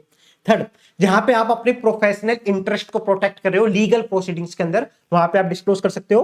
फोर्थ, जहां पे आप कंप्लाई कर रहे हो अपने technical and professional standard and ethical requirement का, वहां पे आप डिस्क्लोज कर सकते हैं, कोई दिक्कत नहीं है। So these are the circumstances जहां पे professional accountant might be required to disclose the confidential information.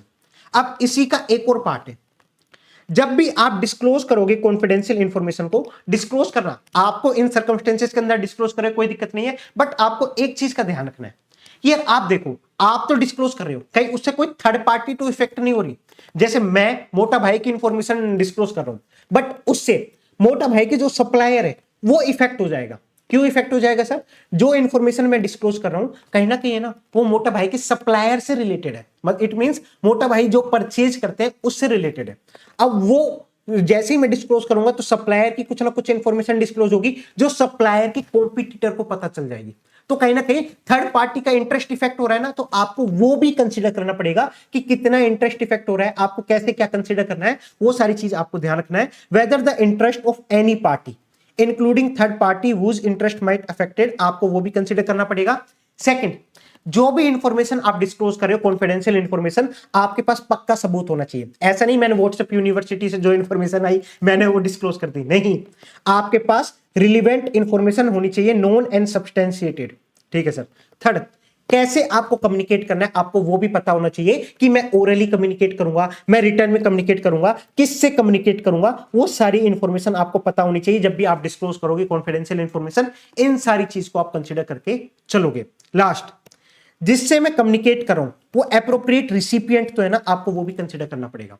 सो ये सारे आपके क्या थे सर, फंडामेंटल प्रिंसिपल्स। थोड़ा सा डिटेल में चल रहे हैं स्टार्टिंग में, क्योंकि यहां पे सिर्फ आपको अंडरस्टैंडिंग लेनी है। कोई केस स्टडी बन के आया, लाइक आपके लास्ट 2 या 3 अटेम्प्ट पहले उसने कोई केस स्टडी के रूप में आपसे प्रोफेशनल कॉम्पिटेंस पूछा था, तो वहां पे आपको professional competence and due care लिखना था और इसके 4 पॉइंट लिखने थे। आने की चांसेस बहुत कम होते हैं ऐसे direct question CA final level पे, क्योंकि प्रोफेशनल एथिक्स में जैसे जैसे आप जाओगे टेक्निकल पोर्शन बढ़ेगा, तो इसलिए ऐसे क्वेश्चंस आने के चांसेस कम होते हैं। फिर भी कॉन्फिडेंशियलिटी वाला पार्ट फिर भी इंपॉर्टेंट हो जाता है, क्योंकि कहां कहां पे हम डिस्क्लोज कर सकते हैं वो आपको पता होना चाहिए। इसका लिंकेज मैं आगे भी करूंगा, आगे भी काम आएगा। ठीक है सर। अब कौन कौन से हमारे फंडामेंटल प्रिंसिपल्स थे, फटाफट बताओ सर। एक इंटीग्रिटी था, एक ऑब्जेक्टिविटी था, एक professional competence and due care था, एक प्रोफेशनल बिहेवियर था, एक कॉन्फिडेंशियलिटी था। इन सब के बारे में हमने समझ लिया। कॉन्फिडेंशियलिटी में कब हम इंफॉर्मेशन डिस्क्लोज कर सकते हैं वो भी हमें पता लग गया, और डिस्क्लोज कर रहे हैं तो हमें क्या क्या इंफॉर्मेशन को कंसीडर करके चलना पड़ेगा। थर्ड पार्टी के इंटरेस्ट को देखना है, प्रपोज टाइप ऑफ कम्युनिकेशन क्या होगी, किससे कम्युनिकेट करना है, एप्रोप्रिएट रिसिपिएंट तो है ना, और नॉन और सब्सटेंटिएटेड इंफॉर्मेशन तो है ना, वो सारी चीज आपको कंसीडर करनी पड़ेगी। सर अगर एक सिचुएशन आ गई, कौन सी सिचुएशन,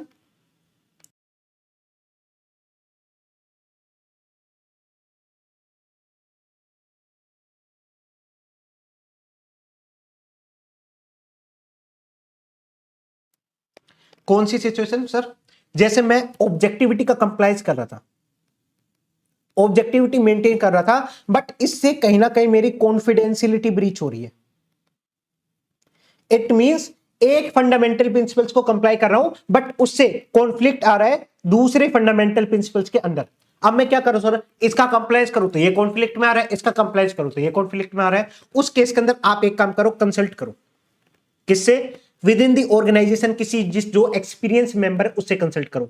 सेकंड, टीसीडब्ल्यूजी से कंसल्ट कर सकते हो, आईसीआई से कंसल्ट कर सकते हो, लीगल काउंसिल से कंसल्ट कर सकते हो। तो इस केस के अंदर आपको कंसल्ट करना पड़ेगा। सर आपने स्टार्टिंग में बोला था एडवर्टीजमेंट करने पे हमें मना कर दिया आईसीआई ने, बट सर मुझे किसी टाइप का एडवर्टीजमेंट करना है। अब मुझे पता नहीं, कुछ चीज आपको अलाउ की गई है, हम आगे देखेंगे क्या चीज अलाउ की गई है। तो सर मुझे किसी चीज का एडवर्टीजमेंट करना है, मुझे कैसे पता लगे कि मैं इस चीज का एडवर्टीजमेंट करूंगा तो इससे मिसकंडक्ट नहीं होगा, वो मुझे कैसे पता लगेगा। एक काम करो, उसके रिगार्डिंग भी आप कंसल्ट कर लो ethical standard board of ICI से। अगर आपको डाउट है कि आप ये एडवर्टीजमेंट करोगे तो इससे मिसकंडक्ट हो सकता है नहीं हो सकता, उससे पहले एक बार एक काम करो, आप एथिकल स्टैंडर्ड बोर्ड से कंसल्ट कर लो, सो दैट आप मिसकंडक्ट होने से, गिल्टी होने से बच जाओ। अब सर जैसे ही मैंने प्रिंसिपल्स का कंप्लाइज करने का कोशिश की, कुछ थ्रेट क्रिएट होने लग गए। कैसे थ्रेट, जैसे मैंने बोला मेरा और मोटे भाई का क्या था, रिलेशनशिप था, कोई अच्छा सा रिलेशन था। अब कहीं ना कहीं उससे मेरी ऑब्जेक्टिविटी कॉम्प्रोमाइज हो रही थी। यस सर, तो वो रिलेशन क्या है, थ्रेट, जिससे फंडामेंटल प्रिंसिपल कंप्लायंस होने का जो रिस्क है वो बढ़ रहा है। इसलिए type of threat and safeguards, threat to comply with the fundamental principle, जब भी आप फंडामेंटल प्रिंसिपल्स का कंप्लायंस करोगे तो कोई ना कोई थ्रेट क्रिएट होता है। कौन कौन सा, self interest threat, self review threat, advocacy threat, familiarity threat, और लास्ट आपका इंटिमिडेशन थ्रेट। ये सब आप इंटरमीडिएट में एक बार पढ़ चुके हो, फिर भी मैं आपको थोड़ा सा डिटेल में पढ़ा रहा हूं, क्योंकि यहां से देखो थ्रेट का क्वेश्चन अभी तक फाइनल लेवल में आया नहीं है, बट मे बी आ जाए कि आपको बड़ी सी केस स्टडी दे दे, एमसीक्यू में पूछ ले कि कौन सा थ्रेट है, तो आपको पता होना चाहिए। फर्स्ट, सेल्फ इंटरेस्ट थ्रेट, जहां पे आपका खुद का इंटरेस्ट, नेम से समझ में आएगा, सेल्फ इंटरेस्ट थ्रेट, खुद के इंटरेस्ट की वजह से मेरे फंडामेंटल प्रिंसिपल्स के ऊपर थ्रेट क्रिएट हो रहा है।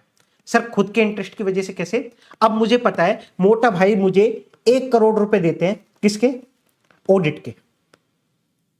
इसके अलावा मेरे पास और कोई क्लाइंट ही नहीं है, और कोई क्लाइंट ही नहीं है, एक ही क्लाइंट है, 1 करोड़ रुपए आ रहा है, मुझे चल रहा है, मुझे कोई दिक्कत नहीं, आराम से ऐश कर रहा हूं मैं।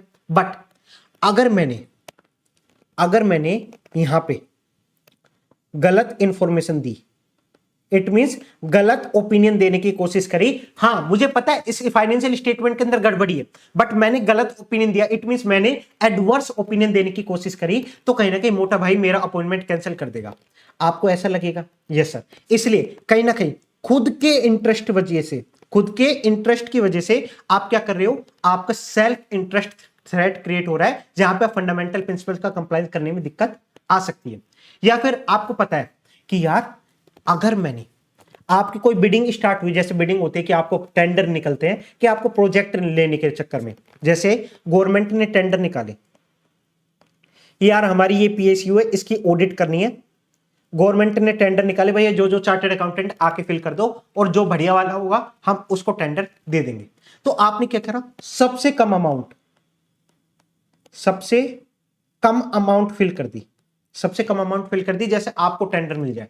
तो आप ऐसी चीजें कर रहे हो, तो कहीं ना कहीं वहां पे सेल्फ इंटरेस्ट थ्रेट क्रिएट हो रहा है ना। Quoting a low fee to obtain a new engagement and the fee is so low that it might be difficult to perform the professional services. आपको पता है इतनी कम फी चार्ज करिए, कहीं ना कहीं मैं उसमें एंगेजमेंट को परफॉर्म भी नहीं कर पाऊंगा, 2 चार्टर्ड अकाउंटेंट लगा भी नहीं पाऊंगा, फिर भी आपने इतनी कम फी चार्ज कर रहे हो, क्यों? क्योंकि कहीं ना कहीं आपका खुद का इंटरेस्ट है उसके अंदर। इसका लाइव एग्जांपल दिखाऊं मैं आपको, लाइव एग्जांपल, यस देखो, ये आपका टेंडर की लिस्ट है, ये गवर्नमेंट के टेंडर की लिस्ट है। अब ये मुझे पब्लिकली रिकॉर्ड में मिला है, तो कोई कॉन्फिडेंशियल इंफॉर्मेशन नहीं है, पहली बात। सेकंड, अब देखो क्या बोला है इसमें, एक कोई प्रोजेक्ट था, ये मिनिमम बिड अमाउंट कितनी है, 50,000। अब देखो बिड कितना करा है, चार्टर्ड अकाउंटेंट की फर्म का हाल देखो क्या है, 6,000, 6,490, 7,080, 50,000 मिनिमम बिड है, मिनिमम बिड वैल्यू है ये, और कितना चार्ज कर रहे हैं, सिर्फ 6,000, 12% ऑफ मिनिमम बिड वैल्यू। क्यों? क्योंकि हमें वो एंगेजमेंट मिल जाए, इसीलिए। तो कहीं ना कहीं खुद का इंटरेस्ट हो रहा है यहाँ पे, सेल्फ इंटरेस्ट थ्रेट क्रिएट हो रहा है। तो ये लाइव एग्जांपल एक्चुअल में होती है ये सारी चीजें, इसलिए यहां पे आपके सेल्फ इंटरेस्ट थ्रेट क्रिएट हो रहा है। नेक्स्ट, इसी के अंदर ही और एग्जांपल देखते हैं, direct financial interest in client और क्लोज बिजनेस रिलेशनशिप। आपका क्लोज बिजनेस रिलेशनशिप है, तो कहीं ना कहीं वहां पे भी आपका सेल्फ इंटरेस्ट थ्रेट क्रिएट हो जाएगा। या फिर आपने कॉन्फिडेंशियल इंफॉर्मेशन को एक्सेस किया हुआ है और वो आप पर्सनल गेन के लिए यूज कर रहे हो, सेल्फ इंटरेस्ट थ्रेट क्रिएट हो जाएगा। Undue dependencies on total fee from the client, ये मैं ऑलरेडी एग्जांपल दे चुका हूं, मोटा भाई के क्लाइंट के ऊपर मैं मोटा भाई के ऊपर पूरा डिपेंडेंट हूं, तो कहीं ना कहीं उसके ऊपर पूरा डिपेंडेंट होने की वजह से मैं अपने ओपिनियन सही से इशू नहीं कर पाऊंगा, कहीं ना कहीं मेरे फंडामेंटल प्रिंसिपल का कॉन्फ्लिक्ट होगा, तो वहां पे भी सेल्फ इंटरेस्ट थ्रेट क्रिएट हो जाता है। Financial and other interest will inappropriately influence accountant judgement और बिहेवियर। कहीं ना कहीं आप किसी फंडामेंटल प्रिंसिपल का कंप्लायंस नहीं कर पाओगे फाइनेंशियल और अदर इंटरेस्ट की वजह से, तो वहां पे आपका सेल्फ इंटरेस्ट थ्रेट क्रिएट हो जाता है। Next, self review threat. नाम देखो, सेल्फ रिव्यू थ्रेट, खुद के काम को रिव्यू करना। आप खुद बताओ, जो काम आपने परफॉर्म किया, क्या आप उसमें गलती निकाल पाओगे? खुद जैसे आपने एक काम परफॉर्म किया, आपने अपने सीनियर को दे दिया, अब सीनियर वापिस आपको काम दे रहा है कि इसके अंदर गलती निकालो, तो क्या आप उसके अंदर गलती निकालोगे? नहीं सर, कभी नहीं निकालेंगे। तो वही थ्रेट होता है, self review threat. Professional accountant not appropriately evaluate the result of previous judgement made और activity perform by the accountant. जो एक्टिविटी पहले आपने खुद ने परफॉर्म की थी, उसको इवेल्युएट करते टाइम आप सही से इवेल्युएट नहीं करोगे, उसके अंदर से गलतियां नहीं निकालोगे। तो इसी के एग्जांपल है issuing assurance report on effectiveness of financial system after implementing system. आपने खुद ने सिस्टम को इंप्लीमेंट किया, आप उसी के ऊपर एश्योरेंस रिपोर्ट प्रिपेयर कर रहे हो कि सही से इंप्लीमेंट हुए नहीं हुए, तो यार खुद की गलतियों को क्यों निकालोगे आप? तो वहां पे सेल्फ रिव्यू थ्रेट क्रिएट हो जाता है। Next, advocacy threat. Sir advocacy threat क्या होता है? ये इट मींस कहीं ना कहीं आप प्रमोट कर रहे हो क्लाइंट का और एम्प्लॉय की organization position to the point accountant objectivity is compromise. सबको लगता है कि यार तेरी तो ऑब्जेक्टिविटी कॉम्प्रोमाइज हो गई, मैं किसी क्लाइंट को इतना प्रमोट कर रहा हूं, मैं कहीं गया तो जैसे जहां पे भी जा रहा हूं मैं क्लाइंट को प्रमोट कर रहा हूं, क्लाइंट के बिहाफ में मैं कोर्ट के अंदर केसेस लड़ रहा हूं, इनकम टैक्स के केसेस लड़ रहा हूं, तो कहीं ना कहीं यार आप क्लाइंट को कुछ ज्यादा प्रमोट कर रहे हो, कहीं ना कहीं आपकी ऑब्जेक्टिविटी, आप कहीं ना कहीं अब बायस हो सकते हो, इसलिए आपकी ऑब्जेक्टिविटी कॉम्प्रोमाइज हो जाएगी ऐसा लगता है। तो उस केस के अंदर एडवोकेसी थ्रेट क्रिएट हो जाता है। आप वकील बन रहे हो, advocacy means advocate, it means आप वकील बन रहे हो क्लाइंट के, तो कहीं ना कहीं आपका एडवोकेसी थ्रेट क्रिएट हो जाता है। प्रमोटिंग द इंटरेस्ट और share client, acting as an advocate on behalf of client in litigation and dispute, lobbying in favor of legislation on behalf of client। आपको गवर्नमेंट ने बोला कि यार हमने एक कमेटी बनाई है, उसके अंदर आओ, जो हमारे न्यू इनकम टैक्स बिल है उसके अंदर आप कुछ अपने सजेशंस दो। आप गए, आप क्लाइंट के फेवर में इनकम टैक्स का बिल तैयार करा रहे हो, तो कहीं ना कहीं lobbying in the favour of legislation on behalf of client, advocacy threat create हो रहा है। Next, familiarity threat, it means कहीं ना कहीं आपका फैमिलियरिटी थ्रेट है, कहीं ना कहीं आपका फैमिली मेंबर है, due to long and close relationship with the client. Sir is this business relationship? No, business relationship होता तो सेल्फ इंटरेस्ट थ्रेट के अंदर आ जाता, यहां पे आपका क्लोज रिलेशनशिप है, तो वो क्लोज रिलेशनशिप की वजह से फैमिलियरिटी थ्रेट क्रिएट हो जाएगा, वहां पे आप अनबायस नहीं रह पाओगे, कहीं ना कहीं आपकी इंटीग्रिटी ऑब्जेक्टिविटी कॉम्प्रोमाइज हो सकती है। जैसे एग्जांपल, क्लोज और immediate family member is related to the client, आपका क्लाइंट कौन है? क्लोज इमीडिएट फैमिली मेंबर, तो कहीं ना कहीं वहां पे आपकी फैमिलियरिटी थ्रेट क्रिएट हो जाता है। Next, intimidation threat, professional accountant deterred from acting objectively because of actual and perceived pressure including attempt to exercise undue influence। इसका मैं एग्जांपल देता हूं आपको। क्या हुआ, आपको क्लाइंट इंटिमिडेट कर रहा है, आप गए, आप आर्टिकल थे, आप गए क्लाइंट के पास, क्लाइंट भैया ये गलती है तुम्हारी, 5 लाख रुपए की गलती है, आपने सही गलत तरीके से आपने अकाउंटिंग एंट्री पास करी। क्लाइंट बोल रहा है तुमसे, कितने साल हो गए तेरे को सीए करते हुए? 3 साल हो गए? 30 साल हो गए मुझे, तू मुझे सिखाएगा? अब आप खुद डाउट में आ जाओगे, यार ये 30 साल वाला बंदा है, कहीं ना कहीं सही बोल रहा है, वो आपको इंटिमिडेट कर रहा है, वो आपको इंटिमिडेट कर रहा है, तो ये आपका इंटिमिडेशन थ्रेट क्रिएट हो जाता है। सेकंड, अब क्लाइंट आपके पास आया, आपने बोला भैया यहाँ पे तो गड़बड़ है, तेरे फाइनेंशियल स्टेटमेंट में ओपिनियन अब गलत जाएगा। क्लाइंट बोलते हैं सर रुको तो, रखो सर, एप्पल है रखो। आपने बोला बात तो ठीक है, रख लेता हूं, आपने रखा। क्लाइंट बोल रहा है अब बताओ, नहीं कोई गड़बड़ नहीं है, फाइनेंशियल स्टेटमेंट है, बनते रहते हैं, चेंज होते रहते हैं, क्या दिक्कत है, आप चेंज कर देंगे अपने ओपिनियन, सब सही जाएगा, कोई दिक्कत नहीं है। अब क्लाइंट बोल रहा है वहां देख, वहां आपने देखा कैमरा, आपके साथ हो गया प्रैंक, अब आप घबरा गए। अब क्लाइंट बोल रहा है कि देख अब ओपिनियन सही दे दे, अदरवाइज अदरवाइज मैं ये जो क्लिप है ना तो गूगल पे डाल दूंगा, आईसीआई को भेज दूंगा, कहीं ना कहीं तेरा नाम बदनाम होगा, तेरी फर्म बंद हो जाएगी। तो आपने क्या बोला, ठीक है ठीक है, मैं अपने ओपिनियन को चेंज कर देता हूं। आपने ओपिनियन को चेंज कर दिया, सब चीज कर दी। अब क्लाइंट बोल रहा है वापस लेके आ फोन, आपने फोन निकाला, देखा, वापस दे दिया। अब क्लाइंट ने फ्री में आपसे काम कराया, वो क्या हुआ, intimidation threat, threat of dismissal from engagement due to disagreement about the matter. कहीं ना कहीं क्लाइंट आपके ऊपर दबाव क्रिएट कर रहा है, pressure to agree with the judgment of client because client has a more expertise on that matter, accepting gift from the client and threat that acceptance will made in public। कहीं ना कहीं आपने जो gift accept किया है वो public कर देगा कि आप उसे गिफ्ट एक्सेप्ट कर रहे हो, तो कहीं ना कहीं आपके ऊपर थ्रेट क्रिएट करा रहा है, वो इंटिमिडेशन थ्रेट हो जाता है। तो आपके 5 थ्रेट होते हैं, self interest threat, self review threat, advocacy threat, familiarity threat, intimidation threat. अब सर ये थ्रेट क्रिएट हो गए तो इट मींस मैं फंडामेंटल प्रिंसिपल को कंप्लाई नहीं कर पाऊंगा। अब मुझे फंडामेंटल प्रिंसिपल को तो कंप्लाई करना है, अब इन थ्रेट को या तो सर एलिमिनेट करना पड़ेगा या इसको रिड्यूस करना पड़ेगा। एलिमिनेट द सर्कमस्टेंसेस, जिस सर्कमस्टेंसेस में थ्रेट क्रिएट हो रहा है उसको एलिमिनेट ही कर दो, उस सर्कमस्टेंसेस को खत्म ही कर दो। ठीक है सर, ये नहीं हो सकता, एक काम करो डिक्लाइन कर दो स्पेसिफिक प्रोफेशनल एक्टिविटी, जिस प्रोफेशनल एक्टिविटी के ऊपर आपका थ्रेट क्रिएट हो रहा है, फंडामेंटल प्रिंसिपल का कंप्लाई नहीं कर पा रहे, उसको डिक्लाइन कर दो। ये भी नहीं हो पा रहा, एक काम करो सेफगार्ड लगाओ to reduce threat to an acceptable level तक।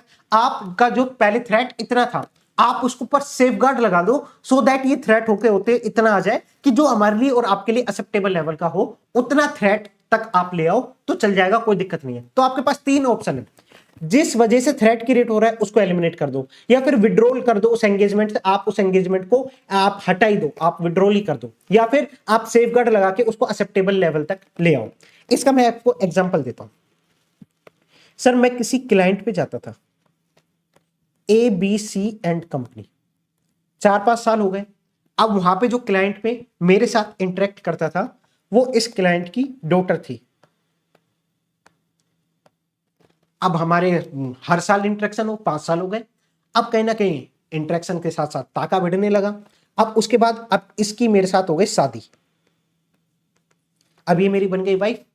अब वाइफ बनती क्या हुआ, अब मैं इस क्लाइंट की ऑडिट करने जा रहा हूं। कहीं ना कहीं सर अब मेरी ऑब्जेक्टिविटी कॉम्प्रोमाइज हो सकती है ना, क्योंकि अब अगर इस क्लाइंट के फाइनेंशियल स्टेटमेंट के अंदर कुछ गड़बड़ मिली, क्या मेरी पास इतनी हिम्मत होगी कि मैं उस पर्टिकुलर क्लाइंट के एडवर्स ओपिनियन दे दूं, सही ओपिनियन की जगह जो उसका गलत फाइनेंशियल स्टेटमेंट है उसको मैं डिस्क्लोज कर दूं? मेरी हिम्मत होगी? नहीं सर, अब मेरी हिम्मत नहीं हो सकती, क्योंकि ये बैठी है अब मेरे सर पे, ये बैठी है। तो क्या सर मैं यहां पे एलिमिनेट कर सकता हूं क्या सर्कमस्टेंसेस, कि उस सर्कमस्टेंसेस को एलिमिनेट कर दूं जिससे थ्रेट क्रिएट हो रहा है? इट मीन शादी को तोड़ सकता हूं क्या मैं? नहीं सर, नहीं तोड़ सकते, एलिमिनी देनी पड़ जाएगी। Yes sir. इसके अलावा सर मैं डिक्लाइन कर दूं स्पेसिफिक प्रोफेशनल एक्टिविटी। यस, आप एक काम करो, इस क्लाइंट को आप विड्रॉल कर दो, एक काम करो, इस क्लाइंट से आप विड्रॉ कर लो एंगेजमेंट, इस क्लाइंट को आप डिक्लाइन कर दो।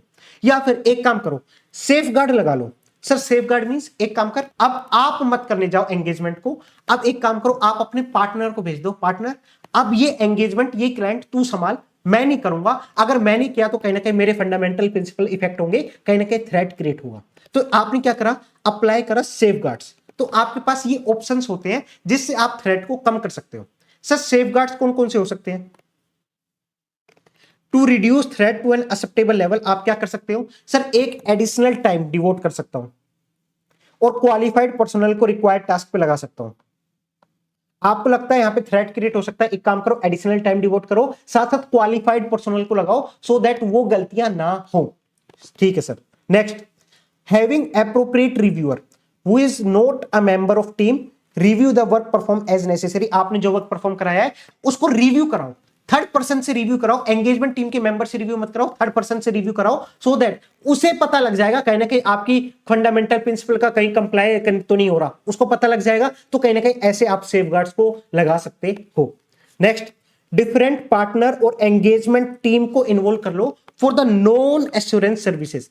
जैसे आपका एक क्लाइंट था, उसी को आप ऑडिटिंग की सर्विसेज दे रहे थे, उसी को आप कंसल्टेंसी प्रोवाइड कर रहे थे, तो कहीं ना कहीं दिक्कत हो सकती थी। इसलिए आपने क्या बोला, भैया मेरा पार्टनर है, मेरा पार्टनर है, जैसे मैं विकल्प हूं तो मेरा पार्टनर हो गया तनुज। मैंने इसको बोला कि तू जा, अब जो मैं कंसल्टेंसी प्रोवाइड करता था अब तू प्रोवाइड कर, मैं ऑडिटिंग करूंगा, तू कंसल्टेंसी प्रोवाइड कर। इसलिए आपने क्या करा, using the different partner and engagement team, जिससे जो थ्रेट क्रिएट हो सकता था वो आपने रिड्यूस कर दिया। इसके अलावा इन्वॉल्व कर दिया आपने अनदर फर्म को। आपको लगता है यार यहां पे तो मैं एंगेजमेंट परफॉर्म नहीं कर पा रहा, एक पार्ट ऑफ एंगेजमेंट यहां पे मैं परफॉर्म ही नहीं कर पाऊंगा, तो आपने क्या करा, डिफरेंट फर्म को ही ले आए, पार्टनर छोड़ो, मैं डिफरेंट फर्म को ही ले आया, भैया पार्ट ऑफ एंगेजमेंट आप परफॉर्म कर दो, रीपरफॉर्म कर दो। ठीक है सर। इसके अलावा सेपरेट करनी पड़ेगी आपको टीम, जहां पे भी कॉन्फिडेंशियल नेचर की होंगी बात होगी, वहां पे आपको सेपरेट टीम करके चलने पड़ेगा। तो ये सारे क्या है, आपके सेफगार्ड्स हैं, जिससे आप क्या कर सकते हो, थ्रेट को एक्सेप्टेबल लेवल तक लेके आ सकते हो। ये पूरा पूरा हमारा फंडामेंटल प्रिंसिपल्स के बारे में था, थोड़ा सा डिटेल में चला गया, बट वापस एक बार देखो, फंडामेंटल प्रिंसिपल्स की बात करें, कितने फंडामेंटल प्रिंसिपल्स है सर? 5। कौन कौन से हमारे sir? Integrity, objectivity, confidentiality, professional competence and due care, professional behaviour, हमारे 5 फंडामेंटल प्रिंसिपल्स हैं। इनका कंप्लाई करोगे तो कहीं ना कहीं थ्रेट क्रिएट हो सकते हैं। कितने थ्रेट क्रिएट होंगे सर? 5। कौन कौन से? Self interest threat, self review threat, आपका एडवोकेसी थ्रेट, आपका फैमिलिटी थ्रेट और इंटिमिडेशन थ्रेट। अब इन थ्रेट को मुझे रिड्यूस करना है, तो मुझे यहां पे कहीं ना कहीं सेफगार्ड लगाने पड़ेंगे। आप एलिमिनेट कर सकते हो, आप रिड्यूस कर सकते हो। तो आप जब सेफगार्ड लगाओगे, कितने सेफगार्ड लगाएंगे सर? 5। कौन कौन से? एक काम करो, आप एडिशनल टाइम क्वालिफाइड पर्सनल को डिवोट करो। नहीं सर, इससे भी कुछ नहीं हो रहा, एक काम करो, रिव्यूअर को बुला के लेके आओ, अदर देन एंगेजमेंट टीम का मेंबर। सर इससे भी कुछ नहीं हो रहा, एक काम कर, अब डिफरेंट पार्टनर को बुला के लेके आ, उससे नॉन एश्योरेंस सर्विस करा। सर इससे भी कुछ नहीं हो रहा, डिफरेंट फर्म को ले आ, इससे भी कुछ नहीं हो रहा। और इसके साथ साथ आप एक काम करो, सेपरेट टीम को कर दो, जहां पे भी कॉन्फिडेंशियल नेचर से आप डील करोगे, सेपरेट टीम करके चलना। ऐसे आप सेफगार्ड्स लगा के चलोगे। सेफगार्ड्स को ऐसे लर्न करो। सबसे पहले मैं सेफगार्ड्स के लिए क्या करूंगा, एडिशनल टाइम लेके आऊंगा और एडिशनल टाइम के साथ साथ क्वालिफाइड पर्सनल को डिवोट करूंगा। सर इससे मेरा थ्रेट रिड्यूस नहीं हो रहा, एक काम कर, अब रिव्यूअर को बुला के लेके आ, रिव्यू करा। सर इससे भी नहीं हो रहा, डिफरेंट पार्टनर को लिया। सर उससे भी नहीं हो रहा, डिफरेंट फर्म को लिया। और इन सबको लेके आ रहे हो तो कहने के सेपरेट करके चलना पड़ेगा आपको। कॉन्फिडेंशियल नेचर की जो भी आप मैटर से डील करोगे वहां पे आप सेपरेट करके चलना टीम्स को। तो ये सारे आपके फंडामेंटल्स थे, उससे रिलेटेड थ्रेट थे, उससे रिलेटेड सेफगार्ड्स थे। अब आता है हमारा सेकंड टॉपिक। ऊपर तक जो भी था वो थोड़ा सा बोरिंग था। अब आता है हमारा थोड़ा सा interested topic, non compliance with law and regulation. Sir ये किसकी नॉन कंप्लायंस की बात कर रहा है? चार्टर्ड अकाउंटेंट ने नॉन कंप्लायंस किया? नहीं। आप किसी कंपनी के अंदर एम्प्लॉयमेंट में थे, आपने देखा यार इस कंपनी ने लॉ एंड रेगुलेशन का नॉन कंप्लायंस किया है। आप बैठे हो, सर आई से आपके पास आया, यार तूने बताया क्यों नहीं ये नॉन कंप्लायंस कर रहा है? अरे मेरी क्या रिस्पॉन्सिबिलिटी, मैं तो यहाँ जॉब करने आया, मैं तो जॉब करूंगा, चला जाऊंगा। तो आई से सोचा यार ये बात तो ये भी ठीक कर रहा है, तो कहीं ना कहीं इनके ऊपर रेस्पॉन्सिबिलिटी तो देनी पड़ेगी। यार तुम एज ए चार्टर्ड अकाउंटेंट हो और आपको पता भी है कंपनी के अंदर नॉन कंप्लायंस हो रहा है और आप फिर भी कुछ नहीं कर रहे, इसलिए उनके ऊपर यहाँ पे क्या करा, आपको एक रेस्पॉन्सिबिलिटी दी गई नो क्लार की, non compliance of law and regulation की। सर सिर्फ क्या जॉब के ऊपर एप्लीकेबल होगा? नहीं। अगर सर मैं प्रोफेशनल सर्विस दे रहा हूं, मैं चार्टर्ड अकाउंटेंट प्रैक्टिस के अंदर हूं और मैं ऑडिट करने गया, मैं इस एंटिटी की ऑडिट करने गया, तो वहां पे देखा कहीं ना कहीं सर यहां पे नॉन कंप्लायंस हो रहा है या हो सकता है, हो रहा है तो मैं अपनी रिपोर्ट के अंदर डिस्क्लोज कर दूंगा। साथ साथ आपको देखना पड़ेगा, किसी और अथॉरिटी को तो रिपोर्ट करने की रिक्वायरमेंट नहीं है, वो आपका ये बोलता है। तो इसलिए चाहे आप जॉब के अंदर हो, चाहे आप प्रोफेशनल अकाउंटेंट इन प्रैक्टिस में हो, आपको दोनों टाइम नॉन कंप्लायंस के रिगार्डिंग देखना पड़ेगा, क्लाइंट का, एम्प्लॉयर का। ठीक है सर। उसी के रिगार्डिंग बोला जाता है, during the course of providing services to the client or employer, professional accountant may come across instance of non-compliance of law and regulation or important suspected non-compliance of law and regulations committed or about to committed by the client employer, TCWG management, employees of the client employer. It means कोई भी client के अंदर कोई किसी ने perform किया या आपके एम्प्लॉयर ने परफॉर्म किया उस नॉन कंप्लायंस को, या अभी तक नॉन कंप्लायंस नहीं हुआ फिर भी आपको लगता है सस्पेक्टेड नॉन कंप्लायंस है, इन दी फ्यूचर वो नॉन कंप्लायंस हो सकता है। ध्यान से सुनना, ओनली नॉन कंप्लायंस नहीं, नॉन कंप्लायंस के साथ साथ होने वाला नॉन कंप्लायंस भी आपको रिपोर्ट करना पड़ेगा। ये मार्क करके चलो, अलग पॉइंट बोला गया है, सस्पेक्टेड नॉन कंप्लायंस भी आपको रिपोर्ट करना पड़ेगा। सर एक बात बताओ, मेरे ऊपर एप्लीकेबिलिटी भी तो होगी कि सारी कंपनीज में मुझे डिस्क्लोज करना पड़ेगा? नहीं, आपको बोला गया यार देखो अगर आप सर्विस में हो ना, आपके पास तो छोटे क्लाइंट में होंगे, बड़े क्लाइंट में होंगे, सॉरी आप सर्विस में हो, इट मींस आप जॉब कर रहे हो, तो यार आपकी पोजीशन कई बार क्या होती है, सर मेरी पोजीशन है एसोसिएट, मैं इतना छोटा सा मेंबर हूं इतनी बड़ी कंपनी के अंदर, अब क्या मैं कैसे डिस्क्लोज कर सकता हूं उस इंफॉर्मेशन को? मेरे पास सारी इंफॉर्मेशन होगी ही नहीं। आइसन बोला यार बात तो तू ठीक कर रहा है, तेरे पास तो सफिशिएंट इंफॉर्मेशन होगी नहीं, तेरे ऊपर ये रिस्पॉन्सिबिलिटी मैं कैसे दे सकता हूं?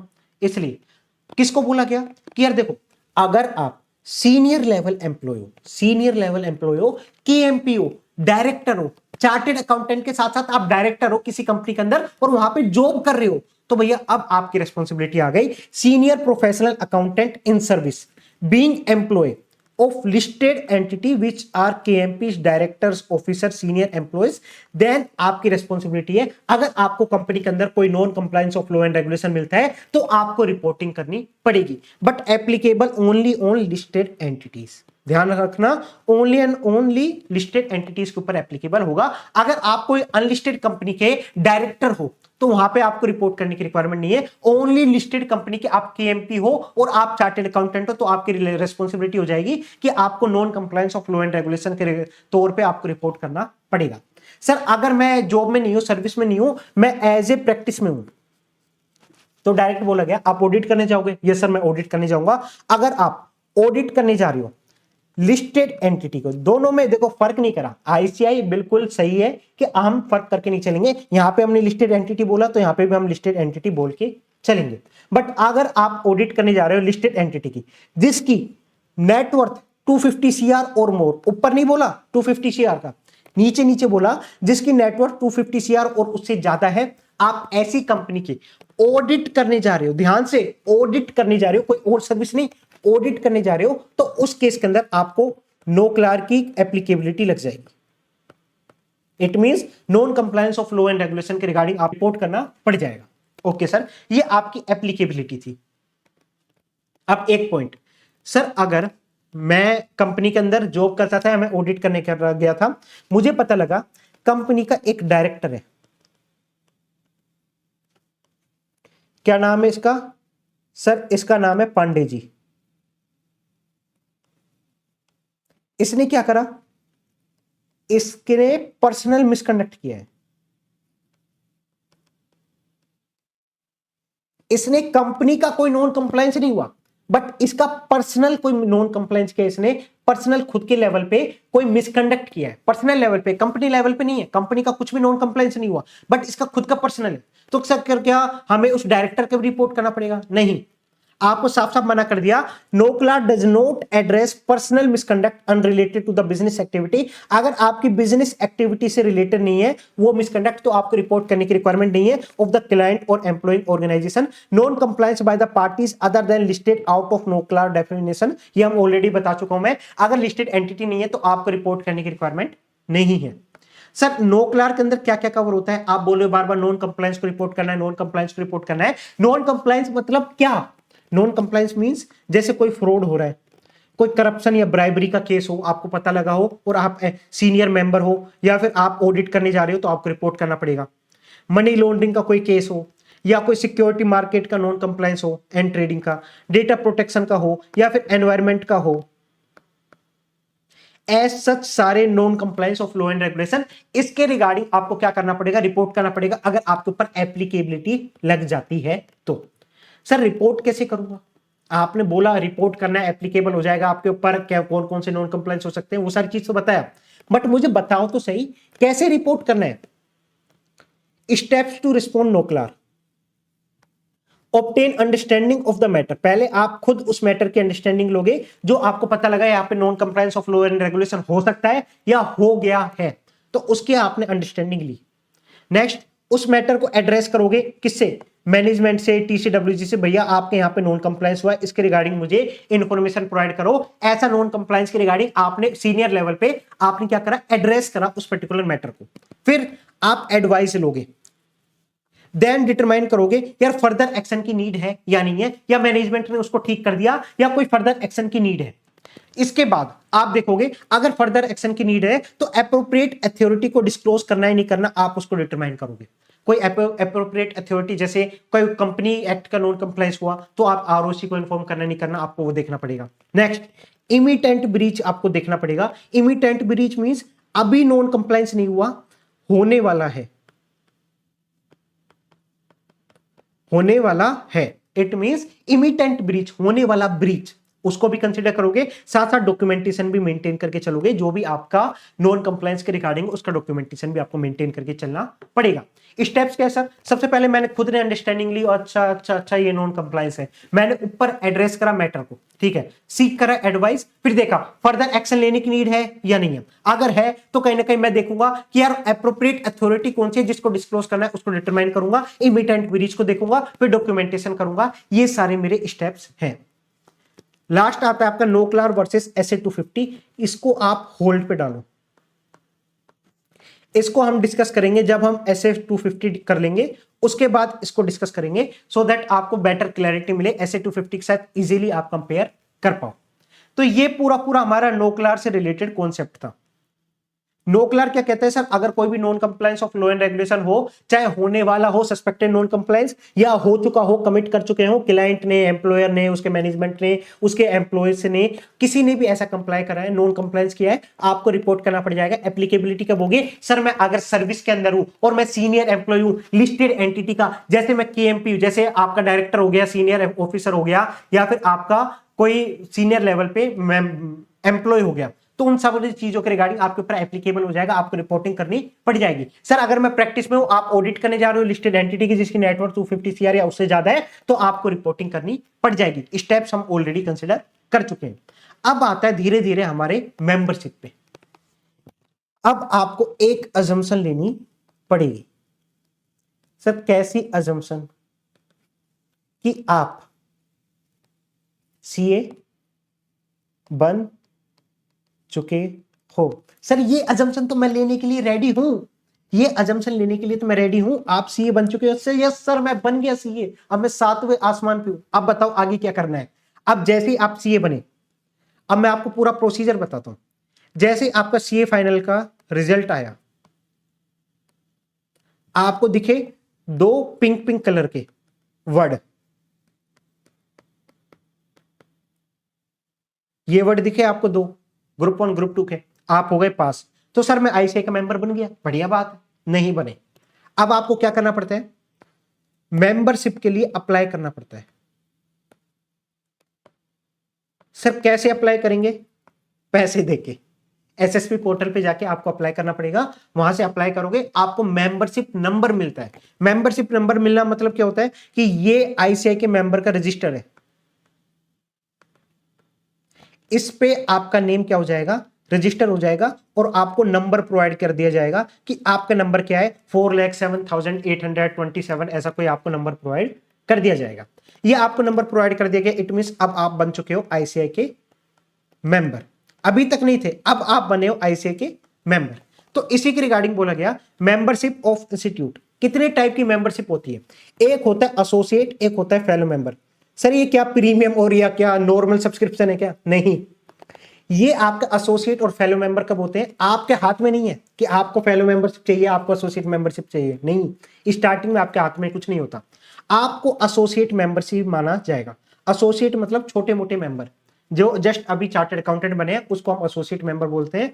whose name has been entered in register and entitled to use letter ACA after his name। आप अपने नेम के आगे ACA यूज कर सकते हो, चार्टर्ड अकाउंटेंट यूज कर सकते हो, कोई दिक्कत नहीं होगी जैसे आपके नेम रजिस्टर हो जाएगा आईसीआई के पास।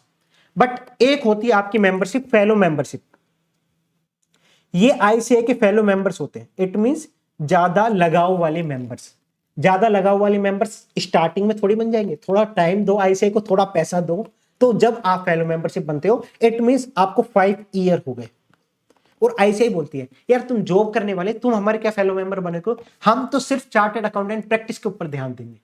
तो अगर आप चार्टर्ड अकाउंटेंट प्रैक्टिस के अंदर हो और कंटिन्यू प्रैक्टिस में हो, 5 साल हो गए, एटलीस्ट 5 ईयर हो गए, ध्यान से, इन इंडिया, आउटसाइड इंडिया नहीं, इन इंडिया में आपको 5 साल हो चुके हैं कंटिन्यू प्रैक्टिस में, देन हम आपको मान सकते हैं कि आप अब हमारे फेलो मेंबर हो। अब आपको ज्यादा पैसा देना पड़ेगा। एसोसिएट को कम पैसा देना पड़ता है, फेलो मेंबर को ज्यादा पैसा देना पड़ता है, क्योंकि अब 5 साल हो गए, अब आपकी कमाई अच्छी हो गई होगी, अब आप आईसीआई को पैसा दो। अब आपको एफसीए वर्ड यूज कर सकते हो, अब आप हमारे फेलो मेंबर बन चुके हो। सर मैं प्रैक्टिस में तो नहीं हूं, बट मैं सीए फर्म के नीचे जॉब कर रहा था और मेरे पास 5 साल का इक्विवेलेंट एक्सपीरियंस है। जितना चार्टर्ड अकाउंटेंट प्रैक्टिस के पास एक्सपीरियंस है, उतना ही मेरे पास एक्सपीरियंस है। अब मेरे साथ नाइंसाफी क्यों? मुझे क्यों फेलो मेंबरशिप नहीं दी जा रही? इसलिए आईसीए ने बोला ठीक है तुझे भी अलाउ किया। Associate who possess such qualification experience equivalent to 5 year of continuous practice.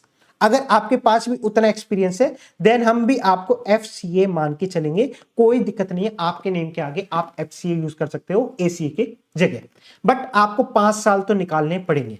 तो एसोसिएट और फेलो के अंदर ये डिफरेंस होता है। नेक्स्ट आता है डिसेबिलिटी ऑफ मेंबरशिप। रिसेंटली जब मैं चार्टर्ड अकाउंटेंट बना था तो मेरे साथ हुआ था, मेरे दोस्त के साथ हुआ था, मेरे साथ नहीं हुआ, इतनी किस्मत बुरी नहीं है, मेरे दोस्त के साथ हुआ था।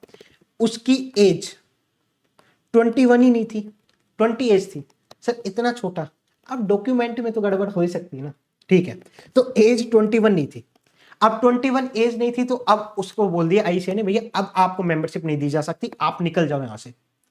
तो क्या सर मुझे वापस एग्जाम देना पड़ेगा? नहीं, जैसे 21 एज अटेन हो जाए अब आप आ जाना एप्लीकेशन लेके, पैसा लेके, हम आपको मेंबरशिप दे देंगे। बट 21 साल से छोटे बंदे को हम सीए नहीं बनाएंगे। क्या तुम यार अभी मैच्योर भी नहीं हुआ, आपको कैसे सीए बना सकते हैं? इसलिए एटलीस्ट 21 ईयर तो आपकी होनी चाहिए, एज होनी चाहिए।